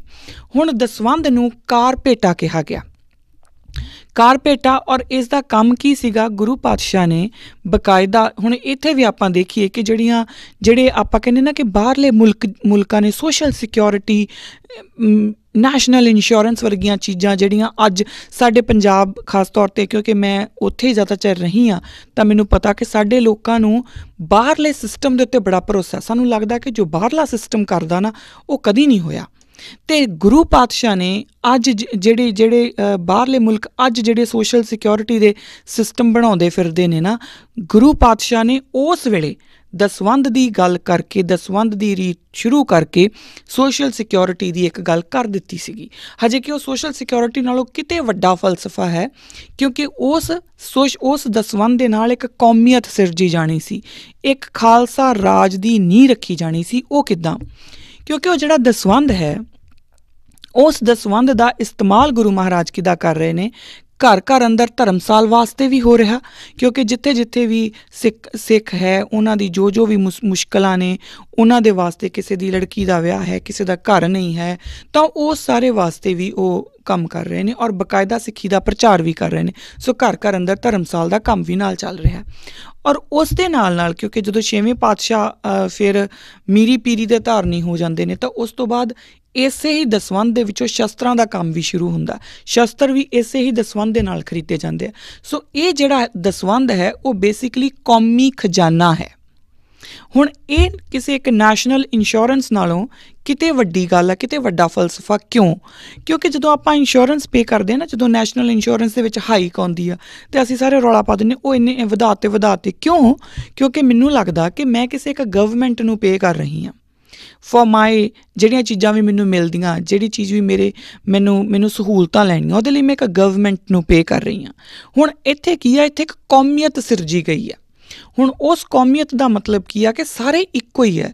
ਕੋਈ ਸਿੱਖ ਚਾਹੇ ਉਹ ਦਿੱਲੀ 'ਚ ਬੈਠਾ, ਚਾਹੇ ਉਹ ਦੱਖਣ 'ਚ ਬੈਠਾ, ਚਾਹੇ ਉਹ ਉੱਤਰ 'ਚ ਬੈਠਾ, ਉਸ ਨੂੰ ਪਤਾ ਹੈ ਕਿ ਜਿਹੜਾ ਇਹ ਮੇਰਾ ਦਸਵੰਧ ਹੈ ਨਾ, ਇਹ ਗੁਰੂ ਘਰ ਦੇ ਲਈ ਔਰ ਮੇਰੀ ਕੌਮ ਦੇ ਲੇਖੇ ਲੱਗਣਾ। ਉਸ ਨੂੰ ਇਸ ਚੀਜ਼ ਦਾ ਮਤਲਬ ਨਹੀਂ ਹੈ ਕਿ ਉਹ ਕਿਹੜੇ ਪਾਸੇ ਬੈਠਾ, ਕਿੱਥੇ ਉਹਦੇ ਲੱਗੂਗਾ, ਪਰ ਉਹਨੂੰ ਪਤਾ ਕਿ ਸਾਡੀ ਕੌਮ ਦੇ ਲੇਖੇ ਲੱਗਣਾ। ਸੋ ਇੱਕ ਕੌਮੀਅਤ ਸਿਰਜੀ ਗਈ ਹੈ, ਕਿ ਜਿਹਨੂੰ ਬ੍ਰਦਰਹੁੱਡ ਬੋਲ ਸਕਦੇ ਹਾਂ, ਉਹ ਸਿਰਜਿਆ ਗਿਆ ਹੈ ਨਾ, ਕਿ ਸਾਰੇ ਇੱਕੋ ਹੀ ਹੋ ਗਏ ਮੈਨੂੰ ਇੱਥੇ ਬੈਠੀ ਨੂੰ। ਔਰ ਅੱਜ ਵੀ ਅਗਰ ਆਪਾਂ ਦੇਖੀਏ ਇੱਦਾਂ ਕਿੱਦਾਂ ਹੋ ਜਾਂਦਾ, ਜਰਾ ਆਪਾਂ ਸੋਚ ਕੇ ਦੇਖੀਏ ਕਿ ਸਾਡੇ ਅੰਦਰ ਇਹ ਜਜ਼ਬਾ ਕਿੱਥੋਂ ਆ ਜਾਂਦਾ ਕਿ ਪੰਜਾਬ ਦੇ ਵਿੱਚ ਹੜ੍ਹ ਆਉਂਦੇ ਆ ਅਤੇ ਸਾਡੇ ਇੱਥੋਂ ਟੀਮਾਂ ਜਾਂਦੀਆਂ, ਹੈ ਨਾ, ਬਕਾਇਦਾ ਜਿਨ੍ਹਾਂ ਦੇ ਘਰ ਡਿੱਗ ਗਏ ਉਹਨਾਂ ਨੂੰ ਘਰ ਖੜ੍ਹੇ ਕਰਕੇ ਦੇਣ ਜਾਂਦੀਆਂ। ਪੈਸੇ ਤਾਂ ਸਾਰੇ ਆਪਣੀ ਮਿਹਨਤ ਨਾਲ ਹੀ ਕਮਾਉਂਦੇ ਆ ਨਾ, ਕਿਸੇ ਲਈ ਵੀ ਆਪਣਾ ਪੈਸੇ ਤੋਂ ਦੂਰ ਹੋਣਾ ਸੌਖੀ ਗੱਲ ਨਹੀਂ ਹੁੰਦੀ, ਪਰ ਉਹ ਜਜ਼ਬਾ ਸਾਡੇ ਅੰਦਰ ਕਿੱਥੋਂ ਆਉਂਦਾ? ਕਿਸਾਨ ਅੰਦੋਲਨ ਲੱਗਦਾ ਤਾਂ ਇੰਡੀਅਨ ਮੀਡੀਆ ਦੀਆਂ ਅੱਖਾਂ ਫਟ ਜਾਂਦੀਆਂ ਸੁਣ ਕੇ, ਦੇਖ ਕੇ, ਕਿ ਐਸਾ ਵੀ ਕੋਈ ਅੰਦੋਲਨ ਹੁੰਦਾ, ਐਸੇ ਵੀ ਕੋਈ ਧਰਨੇ ਹੁੰਦੇ ਆ। ਉਹ ਕਿਉਂ ਹੁੰਦਾ ਉਹਨਾਂ ਦੇ ਵਿੱਚ? ਕਿਉਂਕਿ ਉਹਨਾਂ ਨੂੰ ਲੱਗਦਾ ਕਿ ਇਹ ਤਾਂ ਲੰਗਰ, ਪੀਜ਼ਾਸ, ਲੰਗਰ ਤਾਂ ਦਾਲ ਫੁਲਕਾ ਹੁੰਦਾ, ਪੀਜ਼ਾਸ ਵੀ ਲੱਗ ਰਹੇ, ਬਦਾਮ ਵੀ ਆ ਰਹੇ ਆ। ਉਹ ਸਗੋਂ ਜਿੰਨਾ ਉਹ ਚਿੜ ਰਹੇ ਸੀ, ਸਾਡੇ ਲੋਕ ਓਨਾ ਹੀ ਵੱਧ ਕਰ ਰਹੇ ਸੀ। ਮੈਂ ਤਾਂ ਨਹੀਂ ਕਹਿੰਦੀ ਕਿ ਉਹ ਚੜਾ ਰਹੇ ਸੀਗੇ, ਪਰ ਇੱਕ ਐਸੀ एक कौमीयत सिरजी गई है और एक कौमीयत गुरु साहबाना दे फलसफे नाल ही सिरजी गई है। और ਉਹਦੇ ਵਿੱਚ ਜਿਹੜੀ ਉਹਨਾਂ ਨੇ ਇੰਸਟੀਟਿਊਸ਼ਨਸ ਖੜੇ ਕੀਤੇ ਨਾ ਗੁਰੂ ਪਾਤਸ਼ਾਹ ਨੇ, ਉਹ ਬਹੁਤ ਇੰਪੋਰਟੈਂਟ ਔਰ ਬੜੇ ਮਹੱਤਵਪੂਰਨ ਨੇ, ਕਿਉਂਕਿ ਉਸ ਨੇ ਇੱਕ ਕੌਮੀ ਜਜ਼ਬਾ ਪੈਦਾ ਕਰ ਦਿੱਤਾ ਸਾਡੇ ਵਿੱਚ। ਅੱਜ ਚਾਹੇ ਅਸੀਂ ਨਿਊਜ਼ੀਲੈਂਡ ਬੈਠੇ ਹਾਂ, ਚਾਹੇ ਅਸੀਂ ਆਸਟ੍ਰੇਲੀਆ ਬੈਠੇ ਹਾਂ, ਚਾਹੇ ਅਸੀਂ ਕਿਸੇ ਵੀ ਵਰਲਡ ਦੇ ਕਿਸੇ ਵੀ ਕਾਰਨਰ 'ਤੇ ਬੈਠੇ ਹਾਂ, ਚਾਹੇ ਵਾਟੀਕਨ ਸਿਟੀ 'ਚ ਹੀ ਬੈਠੇ ਹਾਂ, ਸਾਨੂੰ ਇਹ ਲੱਗਦਾ ਕਿ ਜੇਕਰ ਸਿੱਖਾਂ ਦੇ ਨਾਲ ਕੋਈ ਵੀ ਵਧੀਕੀ ਹੁੰਦੀ ਆ ਤਾਂ ਉਹ ਮੇਰੇ 'ਤੇ ਅਟੈਕ ਆ। ਉਹ ਜਿਹੜਾ ਮੇਰੇ 'ਤੇ ਅਟੈਕ ਸੋਚ ਲੈਂਦੀ ਆ ਨਾ ਮੈਂ, ਉਹ ਸਾਡੀ ਕੌਮੀਅਤ ਆ। ਉਹੀ ਕੌਮੀਅਤ ਦਾ ਜਜ਼ਬਾ ਤੋੜਨ ਦੇ ਪਿੱਛੇ ਕਈ ਹਕੂਮਤਾਂ ਕਿੰਨੇ ਚਿਰ ਲੱਗੀਆਂ ਰਹੀਆਂ ਔਰ ਅੱਜ ਵੀ ਲੱਗੀਆਂ ਹੋਈਆਂ। ਔਰ ਦੁੱਖ ਦੀ ਗੱਲ ਇਹ ਆ ਕਿ ਅੱਜ ਅਸੀਂ ਉਹ ਟੁੱਟ ਰਹੇ ਹਾਂ। ਅੱਜ ਸਾਡੇ 'ਚੋਂ ਕੌਮੀਅਤ ਦਾ ਜਜ਼ਬਾ ਤੋੜਿਆ ਜਾ ਰਿਹਾ ਔਰ ਉਹ ਤੋੜਿਆ ਇਸੇ ਲਈ ਜਾ ਰਿਹਾ ਜਾਂ ਇਹ ਕਹਿ ਲਈਏ ਜਾ ਸਕ ਰਿਹਾ ਕਿਉਂਕਿ ਅਸੀਂ ਆਪਣੇ ਗੁਰੂ ਦੇ ਫਲਸਫੇ ਤੋਂ ਦੂਰ ਹੁੰਦੇ ਜਾ ਰਹੇ ਹਾਂ। ਅਸੀਂ ਆਪਣੇ ਗੁਰੂ ਨੇ ਜੋ ਸਾਨੂੰ ਫਲਸਫਾ ਦਿੱਤਾ ਸੀ, ਜੋ ਸਾਨੂੰ ਸਾਡੀ ਇੱਕ ਆਰਗੇਨਾਈਜੇਸ਼ਨ ਬਣਾਈ ਸੀਗੀ, ਜਥੇਬੰਦੀ ਬਣਾਈ ਸੀਗੀ, ਅਸੀਂ ਉਸ ਜਥੇਬੰਦੀ 'ਚੋਂ ਕਿਤੇ ਦੂਰ ਜਾਂਦੇ ਜਾ ਰਹੇ ਹਾਂ। ਅਸੀਂ ਆਪਣੇ ਗੁਰੂਆਂ ਦੇ ਫਿਲੋਸਫੀ ਨੂੰ ਹੀ ਭੁੱਲਦੇ ਜਾ ਰਹੇ ਹਾਂ। ਸੋ ਖੈਰ ਵਾਪਸ ਆਉਂਦੇ ਆਪਾਂ ਮਸੰਦ ਸਿਸਟਮ ਦੇ ਉੱਤੇ। ਸੋ ਜਿਹੜਾ ਮਸੰਦ ਸਿਸਟਮ ਸੀਗਾ ਨਾ, ਉਹ ਇੱਕ ਐਵੇਂ ਚੱਲੀ ਹੋਈ ਗੱਲ ਨਹੀਂ ਸੀ। ਇੱਕ ਬਹੁਤ ਪਾਕ ਪਵਿੱਤਰ ਕਹਿ ਲਈਏ ਕਿ ਇੱਕ ਆਰਗੇਨਾਈਜੇਸ਼ਨ ਸੀਗੀ ਜੋ ਗੁਰੂ ਰਾਮਦਾਸ ਪਾਤਸ਼ਾਹ ਨੇ ਖੜੀ ਕੀਤੀ ਸੀ ਸਿੱਖਾਂ ਨੂੰ ਫਾਈਨੈਂਸ਼ੀਅਲ ਐਡਮਿਨਿਸਟ੍ਰੇਸ਼ਨ ਸਿਖਾਉਣ ਦੇ ਲਈ। ਇਹ ਆਪਣੇ ਆਪ ਦੇ ਵਿੱਚ ਬਹੁਤ ਵੱਡੀ ਗੱਲ ਹੈ। ਬੜੇ ਵੱਡੇ MBAs ਹੁੰਦੀਆਂ। MBA ਦੇ ਵਿੱਚ ਅਗਰ ਤੁਸੀਂ ਦੇਖੋ ਤਾਂ ਹਿਊਮਨ ਰਿਸੋਰਸ ਮੈਨੇਜਮੈਂਟ ਦਾ ਵੱਖਰਾ ਕੋਰਸ ਹੁੰਦਾ, ਫਾਈਨੈਂਸ਼ੀਅਲ ਮੈਨੇਜਮੈਂਟ ਦਾ ਵੱਖਰਾ ਕੋਰਸ ਹੁੰਦਾ, ਔਰ ਜਿਹੜੇ ਰਿਸੋਰਸ ਮੈਨੇਜਮੈਂਟ ਦਾ ਵੱਖਰਾ ਕੋਰਸ ਹੁੰਦਾ। ਸੋ ਸਾਰੇ ਰਿਸੋਰਸ, ਇਹ ਸਾਰੇ ਮੈਨੇਜਮੈਂਟ ਦੇ ਕੋਰਸਿਸ ਆ ਜੋ ਅੱਜ ਦੁਨੀਆ ਕਰ ਰਹੀ ਹੈ। ਅਤੇ ਜੇ ਆਪਾਂ ਧਿਆਨ ਨਾਲ ਦੇਖੀਏ, ਗੁਰੂ ਅਮਰਦਾਸ ਮਹਾਰਾਜ ਜਦੋਂ ਬਕਾਇਦਾ ਮੰਜੀਆਂ ਸਥਾਪਿਤ ਕਰਦੇ ਨੇ ਤਾਂ ਉੱਥੇ ਉਹ ਕੀ ਕਰ ਰਹੇ ਨੇ, ਉਹ ਹਿਊਮਨ ਰਿਸੋਰਸ ਮੈਨੇਜਮੈਂਟ ਦਾ ਹੀ ਕੋਰਸ ਹੀ ਕਰਵਾ ਰਹੇ ਨੇ ਆਪਣੇ ਸਿੱਖਾਂ ਨੂੰ ਕਿ ਤੁਹਾਡਾ ਰਾਜ ਆਉਣਾ ਅਤੇ ਤੁਸੀਂ ਆਪਣੀ ਸੰਗਤ ਨਾਲ, ਆਪਣੀ ਪ੍ਰਜਾ ਦੇ ਨਾਲ ਇਸ ਤਰੀਕੇ ਨਾਲ ਵਿਹਾਰ ਕਰਨਾ। ਉਹ ਸਾਨੂੰ ਇੱਕ ਮਾਡਲ ਤਿਆਰ ਕਰਕੇ ਦੇ ਰਹੇ ਔਰ ਉਸ ਮਾਡਲ ਦੀ ਸਾਨੂੰ ਪ੍ਰੈਕਟਿਸ ਵੀ ਕਰਾ ਰਹੇ ਆ ਕਿ ਇਹ ਤੁਸੀਂ ਕਰਨਾ। ਗੁਰੂ ਰਾਮਦਾਸ ਮਹਾਰਾਜ ਜਦੋਂ ਮਸੰਦ ਸਿਸਟਮ ਸ਼ੁਰੂ ਕਰਦੇ ਨੇ ਤਾਂ ਉਹ ਬਕਾਇਦਾ ਸਾਨੂੰ ਰੈਵਨਿਊ ਮੈਨੇਜਮੈਂਟ ਸਿਖਾ ਰਹੇ ਨੇ ਕਿ ਤੁਸੀਂ ਰੈਵਨਿਊ ਇਕੱਠਾ ਕਿੱਦਾਂ ਕਰਨਾ, ਕੌਮੀ ਖਜ਼ਾਨਾ ਇਕੱਠਾ ਕਿੱਦਾਂ ਹੋਊਗਾ, ਵਰਤਿਆ ਕਿੱਦਾਂ ਜਾਊਗਾ, ਕਿਸ ਤਰੀਕੇ ਨਾਲ ਉਹਦਾ ਉਪਯੋਗ ਹੋਊਗਾ ਔਰ ਕਿਹੜੀਆਂ ਕਾਰਨਾਂ ਦੇ ਉੱਤੇ ਕਿੱਥੇ ਵਰਤਿਆ ਜਾਊਗਾ। ਜਦੋਂ ਗੁਰੂ ਪਾਤਸ਼ਾਹ ਗੁਰੂ ਰਾਮਦਾਸ ਮਹਾਰਾਜ, ਆਪਾਂ ਅਗਲੇ ਐਪੀਸੋਡ ਵਿੱਚ ਹੋਰ ਵਿਸਤਾਰ 'ਚ ਗੱਲ ਕਰਾਂਗੇ, ਜਦੋਂ ਉਹ ਅੰਮ੍ਰਿਤਸਰ ਦਾ ਸ਼ਹਿਰ ਵਸਾਉਂਦੇ ਨੇ ਤਾਂ ਉਹ NGO ਕਿਸੇ ਕੋਲੋਂ, ਜਾਂ ਕਿਉਂਕਿ ਇਸੇ ਲਈ ਬਾਰ ਆਪਾਂ ਨੂੰ ਸਮਝਣਾ ਜ਼ਰੂਰੀ ਆ ਕਿ ਬਹੁਤ ਸਾਰੇ ਲੋਕ ਜਿਹੜੇ ਕਹਿੰਦੇ ਨੇ ਕਿ ਸਿੱਖ ਧਰਮ ਜਿਹੜਾ ਉਹ ਇੱਕ ਪਰਟੀਕੂਲਰ ਧਰਮ ਦਾ ਰਿਫੋਰਮ ਮੂਵਮੈਂਟ ਸੀਗੀ। ਬਿਲਕੁਲ ਰਿਫੋਰਮ ਮੂਵਮੈਂਟ ਨਹੀਂ ਸੀ। ਕਿਉਂ ਰਿਫੋਰਮ ਮੂਵਮੈਂਟ ਨਹੀਂ ਸੀ? ਕਿਉਂਕਿ ਉਹ ਜਿਹੜਾ ਧਰਮ ਹੈ ਉਹਦੇ ਵਿੱਚ ਜਿਹੜੇ ਸਾਧੂ ਸੰਤ ਨੇ ਉਹ ਤਾਂ ਭਿਕਸ਼ਾ ਮੰਗਦੇ ਆ ਜਾਂ ਉਹ ਬਕਾਇਦਾ ਪਹਾੜਾਂ ਵੱਲ ਜਾ ਕੇ ਰਹਿੰਦੇ ਆ। ਔਰ ਇੱਥੇ ਕੀ ਹੋ ਰਿਹਾ, ਇੱਥੇ ਬਕਾਇਦਾ ਨਗਰ ਵਸਾਇਆ ਜਾ ਰਿਹਾ ਔਰ ਨਗਰ ਦੇ ਲਈ ਜਗ੍ਹਾ ਜਿਹੜੀ ਉਹ ਕਿਸੇ ਕੋਲੋਂ ਦਾਨ 'ਚ ਨਹੀਂ ਲਈ ਜਾ ਰਹੀ। ਬਕਾਇਦਾ ਗੁਰੂ ਮਹਾਰਾਜ ਜਿਹੜੇ ਤੁੰਗ ਦੇ ਜ਼ਮੀਂਦਾਰ ਨੇ ਉਹਨਾਂ ਨੂੰ ਪੇ ਕਰਦੇ ਨੇ 700 ਅਕਬਰੀ ਮੋਹਰਾਂ ਅਤੇ ਫਿਰ ਉਹ ਜਗ੍ਹਾ ਲੈਂਦੇ ਨੇ। ਔਰ ਸੋ ਇਹ ਜਿਹੜਾ 700 ਅਕਬਰੀ ਮੋਹਰਾਂ ਉਹ ਕਿੱਥੋਂ ਆਈਆਂ? ਉਹ ਦਸਵੰਧ ਦੇ ਵਿੱਚੋਂ ਆਈਆਂ। ਸੋ ਇਹ ਰੈਵਨਿਊ ਮੈਨੇਜਮੈਂਟ ਆ ਜੋ ਗੁਰੂ ਮਹਾਰਾਜ ਸਾਨੂੰ ਸਿਖਾ ਰਹੇ ਨੇ, ਸਾਡੀ ਬਕਾਇਦਾ ਉਹਦੇ ਉੱਤੇ ਪ੍ਰੈਕਟਿਸ ਕਰਾ ਰਹੇ ਨੇ, ਹੈ ਨਾ। ਸੋ ਮਸੰਦ ਸਿਸਟਮ ਜਿਹੜਾ ਜਦੋਂ ਗੁਰੂ ਪਾਤਸ਼ਾਹ ਨੇ ਸ਼ੁਰੂ ਕੀਤਾ ਤਾਂ ਉਹ ਇੱਕ ਬਹੁਤ ਸੈਕਰਡ ਇੰਸਟੀਟਿਊਸ਼ਨ ਸੀ, ਇੱਕ ਬੜਾ ਸੈਕਰਡ ਆਰਗੇਨਾਈਜੇਸ਼ਨ ਸੀ। ਉਹਦਾ ਇੱਕ ਆਪਣਾ ਆਈਡੀਓਲੋਜੀ ਸੀਗੀ ਸ਼ੁਰੂ ਕਰਨ ਦੇ ਵਿੱਚ, ਉਹ ਹਵਾ ਦੇ ਵਿੱਚ ਸ਼ੁਰੂ ਨਹੀਂ ਕੀਤਾ ਗਿਆ ਸੀਗਾ। ਆਪਾਂ ਅੱਜ ਦੇ ਉੱਤੇ ਆ ਜਾਈਏ। ਅੱਜ ਹੁਣ ਮਸੰਦ ਦਾ ਜਿਹੜਾ ਵਰਡ ਮਸੰਦ ਹੈ, ਕਿਉਂਕਿ ਅਸਲ 'ਚ ਜਿਹੜਾ ਮਸੰਦ ਦਾ ਮਤਲਬ ਹੁੰਦਾ ਉਹ ਮਸਨਦ ਹੁੰਦਾ, ਪਰਸ਼ੀਅਨ ਵਰਡ ਹੈ ਮਸਨਦ ਹੁੰਦਾ ਦਾ। ਤਾਂ ਉਹਦਾ ਮਤਲਬ ਹੁੰਦਾ ਕਿ ਇੱਕ ਥਰੋਨ, ਜਿਹੜੀ ਰਾਜ ਗੱਦੀ ਹੁੰਦੀ ਆ, ਉਸ ਤੋਂ ਇੱਕ ਥਰੋਨ, ਇੱਕ ਸਟੈਪ ਥੱਲੇ ਦੀ ਸੀਟ, ਹੈ ਨਾ, ਮੰਜੀ ਵਾਂਗ ਹੀ ਉਹਨੂੰ ਕਹਿ ਲਓ ਕਿ ਉਸ ਤੋਂ ਇੱਕ ਸਟੈਪ ਥੱਲੇ ਤਾਂ ਜਿਹੜਾ ਰਾਜ ਗੱਦੀ ਹੈ ਉੱਥੇ ਕੌਣ ਬੈਠਾ? ਉੱਥੇ ਗੁਰੂ ਬੈਠਾ। ਔਰ ਇਹ ਜਿਹੜੇ ਮਸੰਦ ਨੇ ਸਾਰੇ ਉਹ ਕੀ ਕੰਮ ਕਰ ਰਹੇ ਨੇ? ਉਹ ਦਸਵੰਧ ਇਕੱਠਾ ਕਰ ਰਹੇ ਨੇ, ਰੈਵਨਿਊ ਬਕਾਇਦਾ ਕਲੈਕਸ਼ਨ ਹੋ ਰਹੀ ਆ ਔਰ ਇੱਕ ਪਰਟੀਕੂਲਰ ਜਗ੍ਹਾ ਦੇ ਉੱਤੇ ਆ ਰਹੀ, ਗੁਰੂ ਮਹਾਰਾਜ ਦੇ ਚਰਨਾਂ ਦੇ ਵਿੱਚ ਭੇਟਾ ਹੋ ਰਹੀ ਹੈ। ਉੱਥੋਂ ਗੁਰੂ ਮਹਾਰਾਜ ਉਸ ਰੈਵਨਿਊ ਦੀ ਮੈਨੇਜਮੈਂਟ ਕਰਦੇ ਨੇ ਔਰ ਸਾਰੀ ਮੈਨੇਜਮੈਂਟ ਸਾਰੇ ਸਿੱਖਾਂ ਦੇ ਸਾਹਮਣੇ ਚੱਲ ਰਹੀ ਹੈ। ਸੋ ਇਹ ਇੱਕ ਪਰਟੀਕੂਲਰ ਤਰੀਕਾ ਹੈ ਸਾਨੂੰ ਟ੍ਰੇਨ ਕਰਨ ਦਾ ਸਾਡੇ ਆਪਣੇ ਰਾਜ ਦੇ ਲਈ। ਪਰ ਜੇ ਅੱਜ ਆਪਾਂ ਗੱਲ ਕਰੀਏ ਤਾਂ ਅੱਜ ਅਸੀਂ ਮਸੰਦ ਦਾ ਜਦੋਂ ਨਾਮ ਲੈਂਦੇ ਹਾਂ ਨਾ ਤਾਂ ਉਹਨੂੰ ਇੱਕ ਗਾਲ ਦੀ ਤਰ੍ਹਾਂ ਵਰਤਿਆ ਜਾਂਦਾ।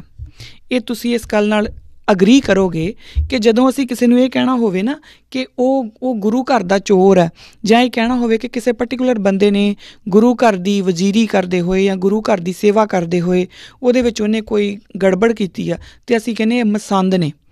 ਅਕਸਰ ਇਹ ਗੱਲ ਬਾਰ-ਬਾਰ ਸਾਡੇ ਸਾਹਮਣੇ ਆਉਂਦੀ ਆ, ਸਾਰੇ ਤਕਰੀਬਨ ਕਰ ਰਹੇ ਨੇ ਅੱਜ ਕੱਲ੍ਹ। ਤਾਂ ਸਾਨੂੰ ਮੈਨੂੰ ਦੱਸਣ ਦੀ ਵੀ ਲੋੜ ਨਹੀਂ ਕਿ ਬਹੁਤ ਵਾਰ ਇਹ ਗੱਲ ਸਾਹਮਣੇ ਆਉਂਦੀ ਕਿ ਫਲਾਣੀ ਕਮੇਟੀ ਆ ਜੀ, ਉਹਨਾਂ ਨੂੰ ਮਸੰਦਾਂ ਤੋਂ ਫ੍ਰੀ ਕਰਾਓ, ਇਹ ਮਸੰਦ ਨੇ, ਇਹਨਾਂ ਨੂੰ ਬਾਹਰ ਕੱਢੋ, ਇਹ ਗੱਲ ਆਉਂਦੀ ਆ ਬਾਰ-ਬਾਰ। ਸੋ ਜਿਹੜਾ ਮਸੰਦ ਵਰਡ ਹੈ ਨਾ, ਹੁਣ ਇਸ ਟਾਈਮ ਦੇ ਉੱਪਰ ਉਹ ਬੜਾ ਇੱਕ ਗਾਲ ਵਾਲਾ ਅੱਖਰ ਬਣ ਗਿਆ।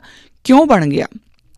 ਕਿਉਂਕਿ ਮਸੰਦਾਂ ਦਾ ਜਦੋਂ ਕਰੈਕਟਰ ਜਿਹੜਾ ਹੈ ਉਹ ਕਰਪਟ ਹੋਣਾ ਸ਼ੁਰੂ ਹੋਇਆ। ਜਦ ਤੱਕ ਤਾਂ ਉਹ ਗੁਰੂ ਮਹਾਰਾਜ ਦੇ ਦੱਸੇ ਹੋਏ ਫਲਸਫੇ ਦੇ ਉੱਪਰ ਚੱਲ ਰਹੇ ਨੇ, ਤਦ ਤੱਕ ਤੇ ਮਸੰਦ ਜਿਹੜੇ ਨੇ ਉਹ ਰਾਜ ਗੱਦੀ ਤੋਂ ਇੱਕ ਸਟੈਪ ਥੱਲੇ ਵਾਲੀ ਗੱਦੀ ਦੇ ਉੱਤੇ ਬੈਠੇ ਹੋਏ ਆ, ਮਸਨਦ ਦੇ ਵਰਡ ਦੇ ਅਕੋਰਡਿੰਗ, ਹੈ ਨਾ। ਅਤੇ ਜਦੋਂ ਉਹਨਾਂ ਦਾ ਜਿਹੜਾ ਕਿਰਦਾਰ ਹੈ, ਜਦੋਂ ਉਹਨਾਂ ਦੀ ਸਿਧਾਂਤਕ ਜਿਹੜੀ ਵਿਚਾਰਧਾਰਾ ਹੈ ਉਹ ਗੁਰੂ ਨਾਲੋਂ ਵੱਖਰੀ ਹੋਣੀ ਸ਼ੁਰੂ ਹੋ ਜਾਂਦੀ ਹੈ, ਤਾਂ ਉਸ ਵੇਲੇ ਫਿਰ 10ਵੇਂ ਜਾਮੇ ਦੇ ਵਿੱਚ ਬਕਾਇਦਾ ਗੁਰੂ ਮਹਾਰਾਜ ਇਸ ਸਿਸਟਮ ਨੂੰ ਖ਼ਤਮ ਕਰ ਦਿੰਦੇ ਨੇ।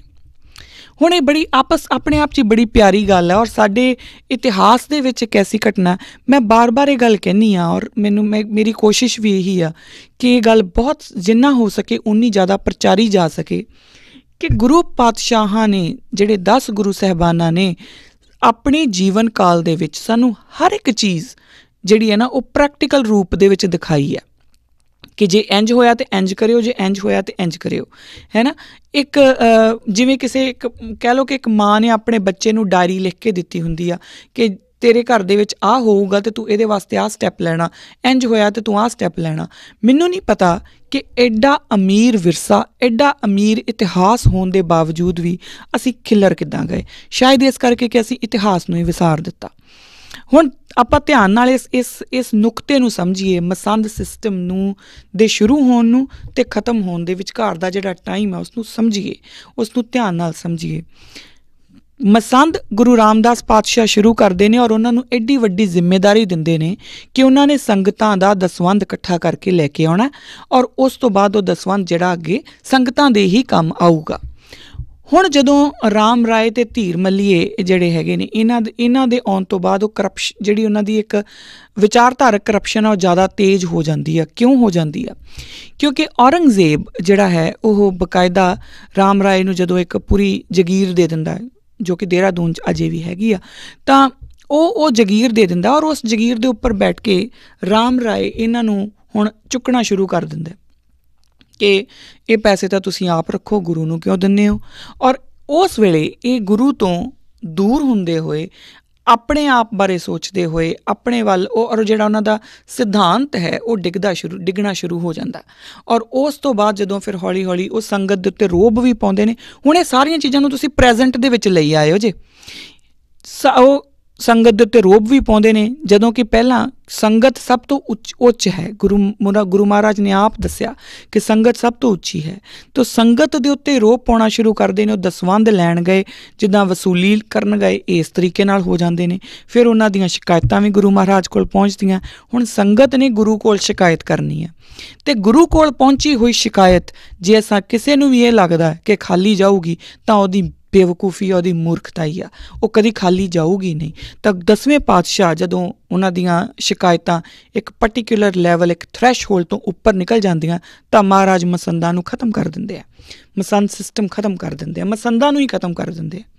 ਹੁਣ ਇਹਨੂੰ ਲੈ ਆਈਏ ਆਪਾਂ ਪ੍ਰੈਜ਼ੈਂਟ ਦੇ ਵਿੱਚ। ਪ੍ਰੈਜ਼ੈਂਟ ਦੇ ਵਿੱਚ ਕੀ ਹੈ ਕਿ ਕਿਸੇ ਵੀ ਹਕੂਮਤ ਨੂੰ, ਚਾਹੇ ਉਹ ਅੰਗਰੇਜ਼ ਹਕੂਮਤ ਹੋਵੇ, ਚਾਹੇ 1947 ਤੋਂ ਬਾਅਦ ਇੰਡੀਅਨ ਹਕੂਮਤ, ਉਹਨਾਂ ਨੂੰ ਇੰਨਾ ਕੁ ਤਾਂ ਪਤਾ ਆ ਕਿ ਜੇਕਰ ਅਸੀਂ ਪੂਰੀ ਆਵਾਮ ਦੇ ਉੱਤੇ ਆਪਣੀ ਮਰਜ਼ੀ ਦੇ ਨਾਲ ਰੂਲ ਕਰਨਾ, ਮਤਲਬ ਜੇ ਅਸੀਂ ਕਹੀਏ ਉੱਠੋ ਤੇ ਉੱਠੋ, ਜੇ ਬੈਠੋ ਤੇ ਬੈਠੋ, ਜੇ ਅਸੀਂ ਕਹੀਏ ਕਿ ਤੁਸੀਂ ਮਨੂ ਸਮ੍ਰਿਤੀ ਨੂੰ ਮੰਨੋ ਤੇ ਮਨੂ ਸਮ੍ਰਿਤੀ ਨੂੰ ਮੰਨਣ, ਜਾਂ ਉਹ ਜਿਸ ਤਰੀਕੇ ਨਾਲ ਵੀ ਜੇ ਉਹਨਾਂ ਨੂੰ ਭੇਡਾਂ ਬੱਕਰੀਆਂ ਵਾਂਗੂ ਹੱਕਣਾ, ਤਾਂ ਉਹਦੇ ਵਿੱਚ ਇੱਕੋ ਹੀ ਇੱਕ ਕੌਮ ਹੈ ਜਿਹੜੀ ਅੱਗੇ ਅੜ ਸਕਦੀ ਆ, ਔਰ ਉਹ ਕੌਮ ਹੈ ਸਿੱਖਾਂ ਦੀ ਕੌਮ। ਤਾਂ ਇਹਨਾਂ ਨੂੰ ਸਭ ਤੋਂ ਪਹਿਲਾਂ ਜਿਹੜਾ ਆਪਣੇ ਸਾਈਡ ਹਟਾਇਆ ਜਾਵੇ। ਇੱਕ ਹੁਣ ਮੈਨੂੰ ਨਾਮ ਵਿਸਰ ਗਿਆ, ਪਰ ਕਿਸੇ ਨੇ ਲਿਖਿਆ ਵੀ ਹੋਇਆ ਕਿ ਸ਼ਾਇਦ ਨਹਿਰੂ ਦੀ ਗੱਲ ਆ, ਹੁਣ ਮੈਨੂੰ ਭੁੱਲ ਗਿਆ, ਬਟ ਉਹਨਾਂ ਨੇ ਕਿਹਾ ਕਿ ਜੇਕਰ ਉਹਨਾਂ ਨੇ ਕਿਸੇ ਅੰਗਰੇਜ਼ ਨੂੰ ਪੁੱਛਿਆ ਕਿ ਸਾਨੂੰ ਕੋਈ ਗੁਰ ਦੱਸ ਕੇ ਚੱਲੋ, ਤੁਸੀਂ ਤਾਂ ਚੱਲੇ ਆ, ਸਾਨੂੰ ਗੁਰ ਦੱਸ ਕੇ ਚੱਲੋ। ਤੇ ਉਹ ਕਹਿੰਦਾ ਗੁਰ ਇੱਕੋ ਹੀ ਆ ਕਿ ਜਿਹੜੇ ਇਹ ਸਿੱਖ ਆ ਨਾ, ਇਹਨਾਂ ਨੂੰ ਟਿਕ ਕੇ ਨਾ ਬੈਠਣ ਦਿਓ, ਕਿਉਂਕਿ ਜਦੋਂ ਵੀ ਤੁਹਾਡੀ ਜਿਹੜਾ ਸਿੰਘਾਸਨ ਉਹ ਹਿਲਾਉਣਗੇ ਤਾਂ ਇਹੀ ਹਿਲਾਉਣਗੇ। ਹੁਣ ਉਹਨਾਂ ਨੂੰ ਪਤਾ ਕਿ ਇਹਨਾਂ ਨੂੰ ਡੀਸਟੇਬਲਾਈਜ਼ ਕਰਨਾ ਜ਼ਰੂਰੀ ਆ। ਉਹ ਡੀਸਟੇਬਲਾਈਜ਼ ਕਰਨ ਨੂੰ ਕੀ ਕਰਦੇ ਆ, ਜਿੱਦਾਂ ਔਰੰਗਜ਼ੇਬ ਰਾਮ ਰਾਏ ਨੂੰ ਜਗੀਰ ਦਿੰਦਾ, ਇਸੇ ਤਰੀਕੇ ਨਾਲ ਸਾਡੇ ਵਿੱਚ ਵੀ ਸਾਡੇ ਵਰਗੇ ਦਿਖਣ ਵਰਗੇ ਲੋਕ, ਜਿਨ੍ਹਾਂ ਦੇ ਵਿੱਚ ਮੈਨੂੰ ਨਾਮ ਲੈਣ ਲੱਗਿਆ ਕੋਈ ਡਰ ਨਹੀਂ, ਜਿਨ੍ਹਾਂ ਦੇ ਨਾਮ ਗੁਰੂ ਮਹਾਰਾਜ ਦੀ ਬੇਅਦਬੀ ਵੀ ਲੱਗਦੀ ਆ, ਉਹ ਬਾਦਲ ਕੇ ਹੋ ਗਏ ਜਾਂ ਸ਼੍ਰੋਮਣੀ ਅਕਾਲੀ ਦਲ ਜਿਹੜਾ ਹੈ, ਉਹਨਾਂ ਦੀ ਪੂਰੀ ਟੀਮ ਜਿਹੜੀ ਆ, ਉਹਨਾਂ ਨੂੰ ਸੈਂਟਰ ਦੇ ਵੱਲੋਂ ਬਕਾਇਦਾ ਆਪਣੇ ਕੋਲ ਵਜ਼ੀਰੀਆਂ ਦਿੱਤੀਆਂ ਜਾਂਦੀਆਂ। ਔਰ ਉਹਨਾਂ ਵਜ਼ੀਰੀਆਂ ਦੇ ਇਵਜ਼ ਦੇ ਵਿੱਚ ਹੈ ਕਿ ਉਹਨਾਂ ਨੇ ਸੰਗਤ ਨੂੰ ਡਰਾਉਣਾ ਧਮਕਾਉਣਾ। ਔਰ ਜਿਸ ਤਰੀਕੇ ਨਾਲ, ਕਿਉਂਕਿ ਇਹ ਕੰਮ ਤਾਂ ਬੜਾ ਚਿਰ ਪਹਿਲਾਂ ਦਾ ਚੱਲ ਰਿਹਾ ਸੀ ਨਾ ਜੀ, ਬਹੁਤ ਚਿਰ ਪਹਿਲਾਂ ਤੋਂ ਸੰਗਤ ਦੇ ਉੱਤੇ ਜਿਸ ਤਰੀਕੇ ਨਾਲ ਦਰਬਾਰ ਸਾਹਿਬ ਜਾ ਕੇ ਜਦੋਂ ਕਈ ਵਾਰੀ ਪ੍ਰਕਰਮਾਂ ਦੇ ਵਿੱਚ ਕਈ ਜਿਹੜੇ ਸੇਵਾਦਾਰ, ਸਾਰੇ ਨਹੀਂ, ਕਈ ਸੇਵਾਦਾਰ ਜਿਹੜੇ ਉਹ ਕਈ ਵਾਰੀ ਬੜਾ ਰੁੱਖਾ ਵੀ ਬੋਲਦੇ ਸੀ, ਬੜਾ ਕਰੁਖਤ ਵੀ ਬੋਲਦੇ ਸੀ, ਹੈ ਨਾ। ਔਰ ਕਿਉਂ ਬੋਲਦੇ ਸੀ, ਕਿਉਂਕਿ ਉੱਥੇ ਜਿਹੜੇ ਲੱਗੇ ਹੋਏ ਸੇਵਾਦਾਰ ਉਹ ਕਿਸੇ ਨਾ ਕਿਸੇ ਦੇ ਤਾਏ ਚਾਚਿਆਂ ਦੇ ਵਿੱਚੋਂ ਹੀ ਲੱਗੇ ਹੋਏ ਹੁੰਦੇ ਆ। ਸੋ ਉਹ ਜਿਹੜੀ ਗੱਲ ਸੀਗੀ, ਹੁਣ ਉਹ ਜਿਹੜੀ ਸੰਗਤ ਹੈ ਉਹ ਕਿਹਦੇ ਕੋਲ ਸ਼ਿਕਾਇਤ ਕਰੂਗੀ, ਉਹ ਕਰੂਗੀ ਆਪਣੇ ਗੁਰੂ ਕੋਲ ਸ਼ਿਕਾਇਤ। ਅਤੇ ਫਾਈਨਲੀ ਜਦੋਂ ਬਰਗਾੜੀ ਦੀ ਗੱਲ ਆਉਂਦੀ ਆ, ਕਿਉਂਕਿ ਸ਼ਿਕਾਇਤਾਂ ਵੱਧਦੀਆਂ ਗੁਰੂ ਦੀ ਬੇਅਦਬੀ ਵੀ ਹੋ ਜਾਂਦੀ ਆ। ਗੁਰੂ ਦੀ ਬੇਅਦਬੀ ਦੇ ਖਿਲਾਫ ਜਿਹੜੇ ਲੋਕ ਧਰਨਾ ਦੇ ਰਹੇ ਨੇ, ਵੈਸੇ ਤਾਂ ਧਰਨਾ ਸਿੱਖਾਂ ਦੇ ਵਾਸਤੇ ਹੈ ਨਹੀਂ, ਮੈਨੂੰ ਪਤਾ ਨਹੀਂ ਕਿ ਆਪਾਂ ਇਸ ਪਾਸੇ ਕਿੱਧਰ ਨੂੰ ਤੁਰ ਪਏ ਹਾਂ, ਪਰ ਚਲੋ ਫਿਰ ਵੀ ਜਿਹੜੇ ਧਰਨਾ ਦੇ ਰਹੇ ਨੇ, ਪੀਸਫੁਲੀ ਬੈਠੇ ਹੋਏ ਨੇ, ਜਦੋਂ ਉਹਨਾਂ ਦੇ ਉੱਤੇ ਵਾਰ ਵੀ ਹੋ ਜਾਂਦਾ ਅਤੇ ਫਿਰ ਉਹਨਾਂ ਮਸੰਦਾਂ ਨੂੰ ਗੁਰੂ ਆਪ ਖਤਮ ਕਰਦਾ, ਔਰ ਉਹਨੇ ਕੀਤਾ। ਇਹ ਆਪਾਂ ਦੇਖਿਆ, ਸਾਰਿਆਂ ਨੇ ਦੇਖਿਆ। ਹੁਣ ਗੱਲ ਮੈਂ ਕੀ ਕਹਿਣਾ ਚਾਹ ਰਹੀ ਹਾਂ ਕਿ ਆਪਾਂ ਆਪਣੇ ਇਤਿਹਾਸ ਦੇ ਵਿੱਚੋਂ ਹੀ ਦੇਖੀ ਜਾਈਏ। ਜੇਕਰ ਕਿਤੇ ਸ਼੍ਰੋਮਣੀ ਅਕਾਲੀ ਦਲ ਨੇ ਆਪਣੇ ਇਤਿਹਾਸ ਦੇ ਵਿੱਚੋਂ, ਗੁਰੂ ਇਤਿਹਾਸ ਦੇ ਵਿੱਚੋਂ ਹੀ ਇੱਕ ਸਿੱਖਿਆ ਲਈ ਹੁੰਦੀ ਨਾ, ਤਾਂ ਉਹਨਾਂ ਨੂੰ ਪਤਾ ਹੁੰਦਾ ਕਿ ਜਿਹੜੇ ਮਸੰਦਾਂ ਨੂੰ ਗੁਰੂ ਨੇ ਐਡੀ ਵੱਡੀ ਗੱਦੀ ਦੇ ਉੱਤੇ ਬਿਠਾਇਆ ਹੋਇਆ ਸੀ, ਉਹਨਾਂ ਹੀ ਮਸੰਦਾਂ ਨੂੰ ਗੁਰੂ ਮਹਾਰਾਜ ਨੇ ਫਿਰ ਮਿੱਟੀ 'ਚ ਵੀ ਰੋਲਿਆ, ਕਿਉਂਕਿ ਉਹ ਸੰਗਤ ਤੋਂ ਬਾਗੀ ਹੋ ਗਏ, ਉਹ ਗੁਰੂ ਇਤਿਹਾਸ ਤੋਂ, ਗੁਰੂ ਫਲਸਫੇ ਤੋਂ, ਗੁਰੂ ਜੋਤ ਤੋਂ ਬਾਗੀ ਹੋ ਗਏ। ਤਾਂ ਜਿਹੜਾ ਇਸ ਤਰੀਕੇ ਨਾਲ ਬਾਗੀ ਵੀ ਨਹੀਂ, ਬਾਗੀ ਤਾਂ ਬਹੁਤ ਬੜਾ ਪਵਿੱਤਰ ਲਫ਼ਜ਼ ਹੈ, ਉਹ ਤੋਂ ਮੁਨਕਰ ਹੋ ਗਏ, ਹੈ ਨਾ। ਤਾਂ ਉਸ ਚੀਜ਼ ਨੂੰ ਇਹ ਅਗਰ ਸਮਝ ਲਿਆ ਹੁੰਦਾ ਤਾਂ ਸ਼ਾਇਦ ਮੈਨੂੰ ਨਹੀਂ ਲੱਗਦਾ ਕਿ ਇਹਨਾਂ ਨੇ ਵਜ਼ੀਰੀਆਂ ਦੇ ਲਈ ਸੈਂਟਰ ਦੇ ਅੱਗੇ ਝੋਲੀ ਅੱਡੀ ਹੋਣੀ ਸੀ, ਔਰ ਸਾਡੇ ਨਾਲ ਇਸ ਤਰੀਕੇ ਨਾਲ, ਸਿੱਖਾਂ ਦੇ ਨਾਲ ਇਸ ਤਰੀਕੇ ਦਾ ਧਰੋ ਕਮਾਇਆ ਹੋਣਾ ਸੀ। ਖੈਰ, ਅਗਲੀ ਗੱਲ ਜਿਹੜੀ ਇੰਪੋਰਟੈਂਟ ਆ ਉਹ ਆਪਾਂ ਕਰ ਲਈਏ। ਉਹ ਇਹ ਹੈ ਕਿ ਮਸੰਦ ਸਿਸਟਮ, ਕਿਉਂਕਿ ਜੇ ਸਿਸਟਮ ਆਪਣੇ ਆਪ 'ਚ ਗਲਤ ਹੁੰਦਾ ਨਾ, ਤਾਂ ਗੁਰੂ ਰਾਮਦਾਸ ਮਹਾਰਾਜ ਨੇ ਸ਼ੁਰੂ ਨਹੀਂ ਸੀ ਕਰਨਾ। ਗੁਰੂ ਰਾਮਦਾਸ ਪਾਤਸ਼ਾਹ ਸ਼ੁਰੂ ਕਰਦੇ ਨੇ ਅਤੇ 10ਵੇਂ ਜਾਮੇ ਦੇ ਵਿੱਚ ਆਪ ਹੀ ਆ ਕੇ ਅਤੇ ਉਸ ਨੂੰ ਖ਼ਤਮ ਵੀ ਕਰ ਦਿੰਦੇ ਨੇ। ਇਹ ਸਾਨੂੰ ਸਮਝਣ ਦੀ ਲੋੜ ਹੈ, ਕਿੱਦਾਂ, ਕਿਉਂ? ਕਿਉਂਕਿ ਸਿਸਟਮ, ਆਰਗੇਨਾਈਜੇਸ਼ਨ, ਆਈਡੀਓਲੋਜੀ ਕਦੀ ਕੋਈ ਮਾੜੀ ਨਹੀਂ ਹੁੰਦੀ, ਸੰਸਥਾ ਕਦੀ ਕੋਈ ਮਾੜੀ ਨਹੀਂ ਹੁੰਦੀ। ਸੰਸਥਾ ਦਾ ਜਦੋਂ ਜੋ ਪ੍ਰਵਾਹ ਹੋ ਰਿਹਾ ਹੁੰਦਾ, ਜਿਸ ਤਰੀਕੇ ਨਾਲ ਉਹ ਕੰਮ ਕਰ ਰਹੇ ਹੁੰਦੇ ਨੇ, ਜਦੋਂ ਉਹ ਕੰਮ ਗਲਤ ਹੋ ਜਾਂਦੇ ਆ, ਜਦੋਂ ਸਿੱਖਾਂ ਦੀ ਲੜਾਈ, ਗੁਰੂ ਨੇ ਸਾਨੂੰ ਕਦੀ ਵੀ, ਸਾਨੂੰ ਨਿਰਵੈਰ ਹੋਣ ਦਾ ਜਿਹੜੀ ਸਾਨੂੰ ਮੱਤ ਦਿੱਤੀ ਗਈ ਆ, ਤਾਂ ਸਿੱਖਾਂ ਦੀ ਲੜਾਈ ਕਿਸੇ ਸੰਸਥਾ ਦੇ ਨਾਲ ਹੈ ਹੀ ਨਹੀਂ। ਸਿੱਖਾਂ ਦੀ ਲੜਾਈ ਵਿਚਾਰਧਾਰਾ ਨਾਲ ਹੈ। ਜਿੱਥੇ ਵਿਚਾਰਧਾਰਾ ਗੁਰੂ ਦੀ ਵਿਚਾਰਧਾਰਾ ਤੋਂ ਮੁਨਕਰ ਹੋਊਗੀ, ਸਾਡਾ ਟਕਰਾਅ ਉੱਥੇ ਹੋਊਗਾ। ਸੋ ਜਦੋਂ 5ਵੇਂ ਪਾਤਸ਼ਾਹ ਇੱਕ ਸੰਸਥਾ ਨੂੰ ਇਸਟੈਬਲਿਸ਼ ਕਰਦੇ ਨੇ ਅਤੇ 10ਵੇਂ ਜਾਮੇ 'ਚ ਆ ਕੇ ਆਪ ਹੀ ਉਸ ਸੰਸਥਾ ਨੂੰ ਖ਼ਤਮ ਕਰ ਦਿੰਦੇ ਨੇ, ਸਾਨੂੰ ਇਹ ਸਮਝ ਲੈਣਾ ਪਊਗਾ ਕਿ ਸੰਸਥਾ ਬੁਰੀ ਨਹੀਂ ਸੀ। ਉਹ ਸੰਸਥਾ ਦੇ ਵਿੱਚ ਕੰਮ ਕਰਨ ਵਾਲੇ ਲੋਕਾਂ ਦਾ ਕਰੈਕਟਰ ਜਿਹੜਾ ਆ, ਉਹਨਾਂ ਦਾ ਕਿਰਦਾਰ ਜਿਹੜਾ ਆ, ਉਹ ਖਾਲਸਾਈ ਕਿਰਦਾਰ ਨਹੀਂ ਰਿਹਾ। ਅਤੇ ਜਦੋਂ ਉਹਨਾਂ ਦਾ ਖਾਲਸਾਈ ਕਿਰਦਾਰ ਨਹੀਂ ਰਿਹਾ, ਉਹਨਾਂ ਦਾ ਪਤਨ ਹੋਣਾ ਲਾਜ਼ਮੀ ਸੀ। ਸੋ ਹੋ ਗਿਆ, ਔਰ ਗੁਰੂ ਨੇ ਆਪ ਕਰ ਦਿੱਤਾ, ਕਿਉਂਕਿ ਜਿਹੜਾ ਗੱਦੀ ਬਿਠਾ ਸਕਦਾ ਉਹ ਤਾਂ ਥੱਲੇ ਵੀ ਸਿੱਟ ਸਕਦਾ ਨਾ, ਫਿਰ ਉਹ ਧਰਤੀ ਵਿੱਚ ਵੀ ਗੱਡ ਸਕਦਾ, ਤਾਂ ਉਹਨਾਂ ਨੇ ਕੀਤਾ। ਹੁਣ ਇਹੀ ਗੱਲ ਨੂੰ ਆਪਾਂ ਅੱਜ ਦੇਖ ਲਈਏ, ਸਾਡੀਆਂ ਵੀ ਜਿਹੜੀਆਂ ਸੰਸਥਾਵਾਂ ਨੇ, ਉਹ ਜ਼ਰੂਰੀ ਨਹੀਂ ਕਿ ਆਪਾਂ ਉਹਨਾਂ ਸੰਸਥਾਵਾਂ ਦੇ ਪਿੱਛੇ ਪੈ ਜਾਈਏ। ਹੁਣ ਬਹੁਤ ਸਾਰਾ ਔਰ ਇਸ ਗੱਲ ਕਰਨ ਦਾ ਮੇਰਾ ਮਕਸਦ ਹੀ ਇਹ ਹੈ ਕਿ ਬਹੁਤ ਸਾਰੇ ਲੋਕ ਜਿਹੜੇ ਨੇ, ਹੁਣ ਜਿੱਦਾਂ ਸ਼੍ਰੋਮਣੀ ਗੁਰਦੁਆਰਾ ਪ੍ਰਬੰਧਕ ਕਮੇਟੀ ਹੈ, ਸਾਨੂੰ ਇਹ ਸਮਝਾਇਆ ਜਾ ਰਿਹਾ ਕਿ ਉਹ ਕਮੇਟੀ ਗਲਤ ਹੈ, ਜਦ ਕਿ ਉਹ ਕਮੇਟੀ ਗਲਤ ਨਹੀਂ ਆ। ਬੜੇ ਲੰਬੇ ਚੌੜੇ ਕੰਮ ਨੇ ਉਹਨਾਂ ਦੇ। ਜੇਕਰ ਸ਼੍ਰੋਮਣੀ ਗੁਰਦੁਆਰਾ ਪ੍ਰਬੰਧਕ ਕਮੇਟੀ ਦੇ ਪਿਛਲੇ ਪਾਸ ਹੋਏ ਮਤੇ ਦੇਖੇ ਜਾਣ ਤਾਂ ਉਹ ਬੜੇ ਖੂਬਸੂਰਤ ਮਤੇ ਨੇ। ਉਹਨਾਂ ਨੇ ਹੀ ਮਤਾ ਪਾਸ ਕੀਤਾ ਕਿ ਸਿੱਖ ਇੱਕ ਵੱਖਰੀ ਕੌਮ ਹੈ। ਉਹਨਾਂ ਨੇ ਹੀ ਮਤਾ ਪਾਸ ਕੀਤਾ ਕਿ ਜਿਹੜੇ ਸ਼੍ਰੋਮਣੀ ਗੁਰਦੁਆਰਾ ਪ੍ਰਬੰਧਕ ਕਮੇਟੀ ਦੇ ਮੈਂਬਰ ਹੋਣਗੇ ਉਹ ਕਿਸ ਤਰੀਕੇ ਦੇ ਹੋਣਗੇ, ਉਹਨਾਂ ਦਾ ਕਿਰਦਾਰ ਕਿਵੇਂ ਦਾ ਹੋਊਗਾ। ਪਰ ਉਹ ਲਾਗੂ ਨਹੀਂ ਹੋ ਸਕੇ। ਕਿਉਂ ਲਾਗੂ ਨਹੀਂ ਹੋ ਸਕੇ? ਕਿਉਂਕਿ ਕੁਛ ਇਨਵਰਟਿਡ ਕੌਮਾਸ ਦੇ ਵਿੱਚ ਜਿਹੜੇ ਮਸੰਦ ਹੈ ਉਹ ਵਿੱਚ ਵੜ ਗਏ ਸੀ। ਤਾਂ ਹੁਣ ਸਿੱਖਾਂ ਦੇ ਕੋਲ ਅਗਲਾ ਰਾਹ ਕੀ ਹੈ?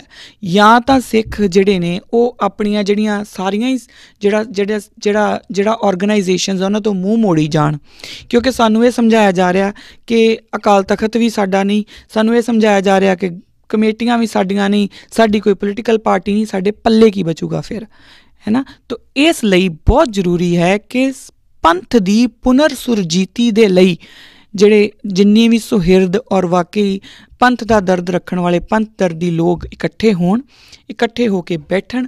ਸਾਨੂੰ ਆਪਣੇ ਇਤਿਹਾਸ ਵਿੱਚੋਂ ਇਹੀ ਸਭ ਕੁਝ ਸਿੱਖਣਾ ਹੈ ਕਿ ਜੇਕਰ ਹੁਣ ਮਸੰਦ ਸਿਸਟਮ ਦੇ ਵਿੱਚੋਂ ਹੀ ਦੇਖ ਲਈਏ ਕਿ ਜੇਕਰ ਉਹਦੇ ਵਿੱਚ ਜੋ ਇੱਕ ਗੁਰਦੁਆਰਾ ਪ੍ਰਬੰਧਕ ਕਮੇਟੀ ਵਿੱਚ ਕੋਈ ਮਸੰਦ ਹੈ, ਉਹਨਾਂ ਨੂੰ ਚੱਕ ਕੇ ਬਾਹਰ ਮਾਰੋ। ਸੰਗਤ ਦੇ ਕੋਲ ਬਹੁਤ ਪਾਵਰ ਹੈ ਇਸ ਗੱਲ ਦੀ, ਔਰ ਜਿਹੜੇ ਉਸ ਪ੍ਰਬੰਧ ਨੂੰ ਦੇਖ ਰਹੇ ਨੇ ਉਹ ਇਹ ਸਮਝ ਲੈਣ, ਉਹ ਇਹ ਡਿਸਾਈਡ ਕਰ ਲੈਣ ਕਿ ਉਹਨਾਂ ਨੇ ਗੁਰੂ ਵੱਲ ਖੜ੍ਹੇ ਹੋਣਾ ਕਿ ਬਾਕੀਆਂ ਵੱਲ ਖੜ੍ਹੇ ਹੋਣਾ, ਉਹਨਾਂ ਵੱਲ ਖੜ੍ਹੇ ਹੋਣਾ ਜੋ ਗੁਰੂ ਤੋਂ ਮੁਨਕਰ ਨੇ। ਅਤੇ ਇਹ ਵੀ ਆਪਾਂ ਸਮਝ ਲਈਏ ਕਿ ਜਦ ਤੱਕ ਆਪਾਂ ਗੁਰੂ ਦੇ ਵੱਲ ਹਾਂ ਤਦ ਤੱਕ ਹੀ ਸਾਡਾ ਕੁਛ ਹੋ ਸਕਦਾ। ਜਿਵੇਂ ਜਿਵੇਂ ਅਸੀਂ ਗੁਰੂ ਤੋਂ ਮੁਨਕਰ ਹੁੰਦੇ ਜਾਵਾਂਗੇ ਅਸੀਂ ਝੜਦੇ ਜਾਵਾਂਗੇ, ਔਰ ਇਹੀ ਅਗਲਿਆਂ ਦੀ ਜਿੱਤ ਹੈ। ਹੁਣ ਅੱਜ ਤੁਹਾਨੂੰ ਕੀ ਲੱਗਦਾ ਕਿ ਜਿਹੜੀਆਂ ਥਾਂ ਥਾਂ 'ਤੇ ਬੇਅਦਬੀਆਂ ਹੋ ਰਹੀਆਂ ਕਿੱਦਾਂ ਹੋ ਜਾਂਦੀਆਂ? ਪੰਥ ਦੇ ਹੁੰਦਿਆਂ ਕਿਆ ਇਹ ਬੇਅਦਬੀਆਂ ਹੋ ਸਕਦੀਆਂ ਸੀ? ਮਤਲਬ ਹੀ ਨਹੀਂ ਬਣਦਾ। ਕਿਵੇਂ ਕੋਈ ਇੱਕ ਟੁੱਟਾ ਜਿਹਾ ਬੰਦਾ ਕੋਈ ਵੀ ਮੂੰਹ ਚੁੱਕ ਕੇ ਕਹਿ ਦਿੰਦਾ ਜੀ ਕਿ ਤੁਹਾਡੇ ਉੱਥੇ ਆ ਵੀ ਗਲਤ, ਤੁਹਾਡੇ ਉੱਥੇ ਉਹ ਵੀ ਗਲਤ, ਕਿੱਦਾਂ ਹੋ ਜਾਂਦਾ ਹੈ ਨਾ। ਕਿੱਦਾਂ ਕੋਈ ਬਾਣੀ ਉੱਤੇ ਸਵਾਲ ਖੜਾ ਕਰ ਦਿੰਦਾ, ਕਿੱਦਾਂ ਕੋਈ ਗੁਰੂ ਮਰਿਆਦਾ ਦੇ ਉੱਤੇ ਸਵਾਲ ਖੜਾ ਕਰ ਦਿੰਦਾ, ਕਿਵੇਂ? ਇਹ ਕਿਵੇਂ ਹੋ ਗਿਆ? ਕਿਉਂਕਿ ਪੰਥ ਦਾ ਵਜੂਦ ਹੀ ਜਿਹੜਾ ਹੈ ਨਾ ਅਗਲਿਆਂ ਨੇ ਮਿਟਾ ਦਿੱਤਾ, ਔਰ ਮਿਟਾਇਆ ਇਸ ਕੁਛ ਸੋ ਕਾਲਡ ਮਸੰਦ ਸਿਸਟਮ ਦੇ ਵਿੱਚ ਵੜ ਗਈ ਹੈ। ਸੋ ਸਾਡੇ ਕੋਲ ਹੁਣ ਅੱਗੇ ਕੀ ਹੈ ਕਿ ਅਸੀਂ ਆਪਣੇ ਇਤਿਹਾਸ ਤੋਂ ਸੇਧ ਲਈਏ, ਅਤੇ ਇਤਿਹਾਸ ਤੋਂ ਸੇਧ ਲੈ ਕੇ ਜਿਹੜੇ ਵੱਡੀਆਂ ਔਰਗਨਾਈਜੇਸ਼ਨਸ ਦੇ ਟੌਪ 'ਤੇ ਬੈਠੇ ਆ ਉਹ ਆਪਣੇ ਆਪ ਨਾਲ ਇੱਕ ਗੱਲ ਕਰਕੇ ਵੇਖਣ ਸਭ ਤੋਂ ਪਹਿਲਾਂ, ਕਿਉਂਕਿ ਉਸ ਤੋਂ ਅੱਗੇ ਤਾਂ ਰਾਹ ਬਾਅਦ 'ਚ ਨਿਕਲਣਗੇ ਨਾ। ਸਭ ਤੋਂ ਪਹਿਲਾਂ ਤੋਂ ਆਪਣੇ ਨਾਲ ਇਹ ਇੱਕ ਫੈਸਲਾ ਕਰਨ ਕਿ ਕਿਆ ਉਹ ਗੁਰੂ ਵੱਲ ਨੇ ਜਾਂ ਉਹ ਗੁਰੂ ਦੋਖੀਆਂ ਵੱਲ ਨੇ। ਜੇ ਤਾਂ ਉਹ ਗੁਰੂ ਵੱਲ ਨੇ ਤਾਂ ਗੁਰੂ ਦੇ ਉੱਤੇ ਭਰੋਸਾ ਕਰਕੇ ਸਾਹਮਣੇ ਆ ਜਾਓ, ਸ਼ਰੇਆਮ ਗੁਰੂ ਵੱਲ ਖੜ੍ਹੇ ਹੋ ਜਾਓ। ਯਕੀਨ ਕਰਿਓ ਜੇ ਮਰਨਾ ਹਰ ਬੰਦੇ ਨੇ ਹੈ, ਕੋਈ ਅੱਜ ਮਰ ਜੂ ਕੋਈ ਕੱਲ੍ਹ ਮਰ ਜੂ, ਪਰ ਜੋ ਗੁਰੂ ਦੇ ਲੇਖੇ ਲਾ ਕੇ ਗਿਆ ਨਾ, ਜਿਸ ਕੋਲੋਂ ਗੁਰੂ ਨੇ ਸੇਵਾ ਲਈ ਆ, ਉਹ ਫਿਰ ਉਹਦਾ ਮਰਨਾ ਪ੍ਰਵਾਨ ਹੋ ਜਾਂਦਾ। ਸੋ ਆਪਾਂ ਆਪਣੇ ਆਪ ਨੂੰ ਡਿਸਾਈਡ ਕਰੀਏ। ਜਦੋਂ ਤੁਸੀਂ ਡਿਸਾਈਡ ਕਰ ਲਿਆ ਉਸ ਤੋਂ ਬਾਅਦ ਸਾਰੇ ਜਿਹੜੇ ਸੁਹਿਰਦ ਪੰਥਕ ਚਿਹਰੇ ਨੇ, ਜਾਂ ਇਹ ਕਹਿ ਲਓ ਕਿ ਜਿਨ੍ਹਾਂ ਦੇ ਵਾਕਈ ਦਿਲ ਦੇ ਵਿੱਚ ਸਿਰਫ ਅਖੌਤੀ ਪੰਥਕ ਚਿਹਰੇ ਨੇ, ਸਿਰਫ ਜਿਨ੍ਹਾਂ ਦੇ ਵਾਕਈ ਦਿਲ ਦੇ ਵਿੱਚ ਪੰਥ ਦਾ ਦਰਦ ਹੈ, ਉਹ ਇਕੱਠੇ ਹੋ ਕੇ ਇੱਕ ਜਗ੍ਹਾ 'ਤੇ ਬੈਠ ਕੇ ਪੰਥ ਦੀਆਂ ਮਰਿਆਦਾਵਾਂ ਨੂੰ ਦੁਬਾਰਾ ਸੁਰਜੀਤ ਕੀਤਾ ਜਾਵੇ। ਸਾਡੇ ਕੋਲ ਸ਼੍ਰੋਮਣੀ ਗੁਰਦੁਆਰਾ ਪ੍ਰਬੰਧਕ ਕਮੇਟੀ ਨਾਮ ਦੇ ਉੱਤੇ ਬਹੁਤ ਵੱਡੀ ਸੰਸਥਾ ਹੈ, ਔਰ ਸਾਨੂੰ ਇਹ ਸੰਸਥਾ ਚਾਹੀਦੀ ਆ। ਉਹ ਸਾਡੀ ਸੰਸਥਾ, ਸਿੱਖਾਂ ਦੀ ਸੰਸਥਾ, ਉਹ ਕਿਸੇ ਇੱਕ ਪਰਟੀਕੂਲਰ ਘਰਾਣੇ ਦੀ ਸੰਸਥਾ ਨਹੀਂ ਹੈਗੀ। ਸਿੱਖਾਂ ਦੀ ਕਮਜ਼ੋਰੀ ਇਹ ਹੈ ਕਿ ਸਿੱਖਾਂ ਨੇ ਆਪਣੇ ਆਪ ਨੂੰ ਜੋ ਗੁਰੂ ਨੇ ਪਾਵਰ ਦਿੱਤੀ ਸੀ ਨਾ, ਉਹ ਕਦੀ ਪਹਿਚਾਣੀ ਨਹੀਂ ਕਿ ਗੁਰੂ ਮਹਾਰਾਜ ਨੇ ਸਾਨੂੰ ਪਾਵਰ ਕੀ ਦਿੱਤੀ ਆ। ਅਸੀਂ ਉਹੀ ਹੋ ਗਏ ਕਿ ਜਦੋਂ ਜੀ ਆ ਗਏ ਜੀ ਫਲਾਣੇ ਬੰਦੇ ਦੀ ਜੀ ਗੱਡੀ ਆ ਗਈ ਜੀ, ਉਹਨਾਂ ਨੂੰ ਰਾਹ ਦੇ ਦਿਓ, ਅਸੀਂ ਇਸੇ ਚੱਕਰ 'ਚ ਫਸ ਕੇ ਰਹਿ ਗਏ ਹਾਂ। ਸੋ ਅੱਜ ਦੀਆਂ ਮੇਰੀਆਂ ਇੰਨੀਆਂ ਕੀ ਬੇਨਤੀਆਂ ਜਿਹੜੀਆਂ ਉਹ ਪ੍ਰਵਾਨ ਕਰਨਾ ਕਿ ਆਪਾਂ ਆਪਣੇ ਇਤਿਹਾਸ ਕੋਲੋਂ ਸੇਧ ਲਈਏ, ਇਤਿਹਾਸ ਨੂੰ ਨਾਲ ਲੈ ਕੇ ਚੱਲੀਏ।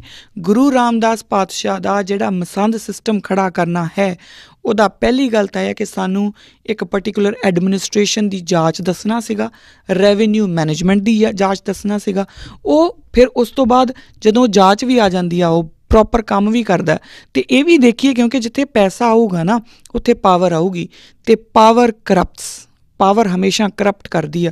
ਪਰ ਸਿੱਖ ਲਈ ਇਹ ਜਿਹੜਾ ਵਾਜਿਬ ਨਹੀਂ, ਕਿਉਂਕਿ ਜਦੋਂ ਸਿੱਖ ਕਰਪਟ ਹੋਊਗਾ ਉਹ ਗੁਰੂ ਤੋਂ ਮੁਨਕਰ ਹੋ ਜਾਊਗਾ, ਅਤੇ ਜਦੋਂ ਉਹ ਗੁਰੂ ਤੋਂ ਮੁਨਕਰ ਹੋਊਗਾ ਉਹ ਮਿੱਟੀ 'ਚ ਮਿਲਦਿਆਂ ਨੂੰ 1 ਮਿੰਟ ਲੱਗੂਗਾ। ਔਰ ਜੋ ਸਾਡੇ ਕੋਲ ਅੱਜ ਵੀ ਸਾਡੇ ਸਾਹਮਣੇ ਪ੍ਰਤੱਖ ਪ੍ਰਮਾਣ ਨੇ ਕਿ ਉਹ ਲੋਕ ਮਿੱਟੀ 'ਚ ਮਿੱਟੀ ਹੋ ਗਏ। ਇਸ ਟਾਈਮ ਦੇ ਉੱਤੇ ਮਿੱਟੀ 'ਚ ਉਹ ਰੁਲ ਗਏ, ਔਰ ਹਜੇ ਰੁਲਣਗੇ। ਜਿਨ੍ਹਾਂ ਨੇ ਵੀ ਗੁਰੂ ਮਹਾਰਾਜ ਦੀ ਬੇਅਦਬੀ ਦੇ ਵਿੱਚ ਜਿਹਦਾ ਵੀ ਮਾਸਾ ਜਿੰਨਾ ਵੀ ਹੱਥ ਹੈ ਨਾ, ਉਹ ਰੁਲਣਗੇ, ਜ਼ਰੂਰ ਰੁਲਣਗੇ। ਬੜੇ ਲੋਕ ਕਹਿੰਦੇ ਨੇ ਮੇਰੇ ਕੋਲ ਟਾਈਮ ਜ਼ਿਆਦਾ ਹੋ ਗਿਆ। ਬਹੁਤ ਲੋਕ ਮੈਂ ਜਦੋਂ ਇਹ ਗੱਲ ਕਹਿੰਦੀ ਹਾਂ ਭਾਵੁਕ ਹੋ ਗਏ ਤਾਂ ਮੈਨੂੰ ਕਹਿੰਦੇ ਨੇ ਕਿ ਸਿੱਖ ਤਾਂ ਸਰਬੱਤ ਦਾ ਭਲਾ ਮੰਗਦੇ ਆ ਅਤੇ ਤੂੰ ਇਹ ਗੱਲ ਕਿਉਂ ਕਹਿੰਦੀ ਆ। ਅਤੇ ਮੈਂ ਉਹਨਾਂ ਨੂੰ ਕਹਿੰਦੀ ਹੁੰਦੀ ਹਾਂ ਕਿ ਜੇ ਇਹੀ ਗੱਲ ਹੁੰਦੀ ਨਾ, ਸਿੱਖ ਸਰਬੱਤ ਦਾ ਬੇਸ਼ੱਕ ਭਲਾ ਮੰਗਦੇ ਆ, ਪਰ ਜਦੋਂ ਅਸੀਂ ਮੈਦਾਨੇ ਜੰਗ 'ਚ ਹੁੰਦੇ ਹਾਂ ਨਾ, ਫਿਰ ਅਸੀਂ ਸਾਹਮਣੇ ਵਾਲੇ ਨੂੰ ਜਿਹੜਾ ਸਾਡਾ ਦੁਸ਼ਮਣ ਹੈ, ਜੋ ਸਾਹਮਣੇ ਸਾਡੇ 'ਤੇ ਚੜ੍ਹ ਕੇ ਆਇਆ, ਫਿਰ ਅਸੀਂ ਉਹਨੂੰ ਜਵਾਬ ਵੀ ਦੇਣਾ ਜਾਣਦੇ ਹਾਂ। ਅਤੇ ਕਈ ਗੱਲਾਂ ਦਾ ਜਵਾਬ ਜਿਹੜਾ ਨਾ ਉਹ ਅਸੀਂ ਨਹੀਂ ਦੇ ਸਕਦੇ, ਸਾਡਾ ਗੁਰੂ ਦੇਣ ਦੇ ਸਮਰੱਥ ਜ਼ਰੂਰ ਹੈ। ਤਾਂ ਗੁਰੂ ਜ਼ਰੂਰ ਮੇਰੇ ਗੁਰੂ ਮਹਾਰਾਜ ਦੇ ਚਰਨਾਂ ਦੇ ਵਿੱਚ 24 ਘੰਟੇ ਹੀ ਅਰਦਾਸ ਹੁੰਦੀ ਹੈ ਕਿ ਪਾਤਸ਼ਾਹ ਜਿਨ੍ਹਾਂ ਨੇ ਤੇਰਾ ਪੰਥ ਰੋਲਿਆ ਨਾ, ਉਹਨਾਂ ਨੂੰ ਜਵਾਬ ਤੂੰ ਦੇ ਸਕਦਾ, ਕਿੱਦਾਂ ਦੇਣਾ ਇਹ ਤੇਰੀ ਮਰਜ਼ੀ ਆ। ਅਤੇ ਗੁਰੂ ਮਹਾਰਾਜ ਦੇ ਚਰਨਾਂ ਦੇ ਵਿੱਚ ਹੀ ਅਰਦਾਸ ਕਰਕੇ ਆਪਾਂ ਪੰਥ ਦੀ ਪੁਨਰ ਸੁਰਜੀਤੀ ਵੱਲ ਵਧੀਏ। ਇਹ ਜ਼ਰੂਰੀ ਆ। ਜਦ ਤੱਕ ਅਸੀਂ ਨਹੀਂ ਕਰਾਂਗੇ ਅਸੀਂ ਰੁਲ ਜਾਵਾਂਗੇ, ਸਾਡੇ ਪੱਲੇ ਕੱਖ ਨਹੀਂ ਰਹਿਣਾ ਜੇ ਪੰਥ ਪੁਨਰ ਸੁਰਜੀਤ ਨਹੀਂ ਹੁੰਦਾ। ਅਤੇ ਅੱਜ ਦੀਆਂ ਮੇਰੀਆਂ ਇੰਨੀਆਂ ਕੀ ਬੇਨਤੀਆਂ ਪ੍ਰਵਾਨ ਕਰਨਾ। ਅਗਲੇ ਐਪੀਸੋਡ ਦੇ ਵਿੱਚ ਫਿਰ ਮਿਲਦੇ ਹਾਂ। ਵਾਹਿਗੁਰੂ ਜੀ ਕਾ ਖਾਲਸਾ, ਵਾਹਿਗੁਰੂ ਜੀ ਕੀ ਫਤਿਹ।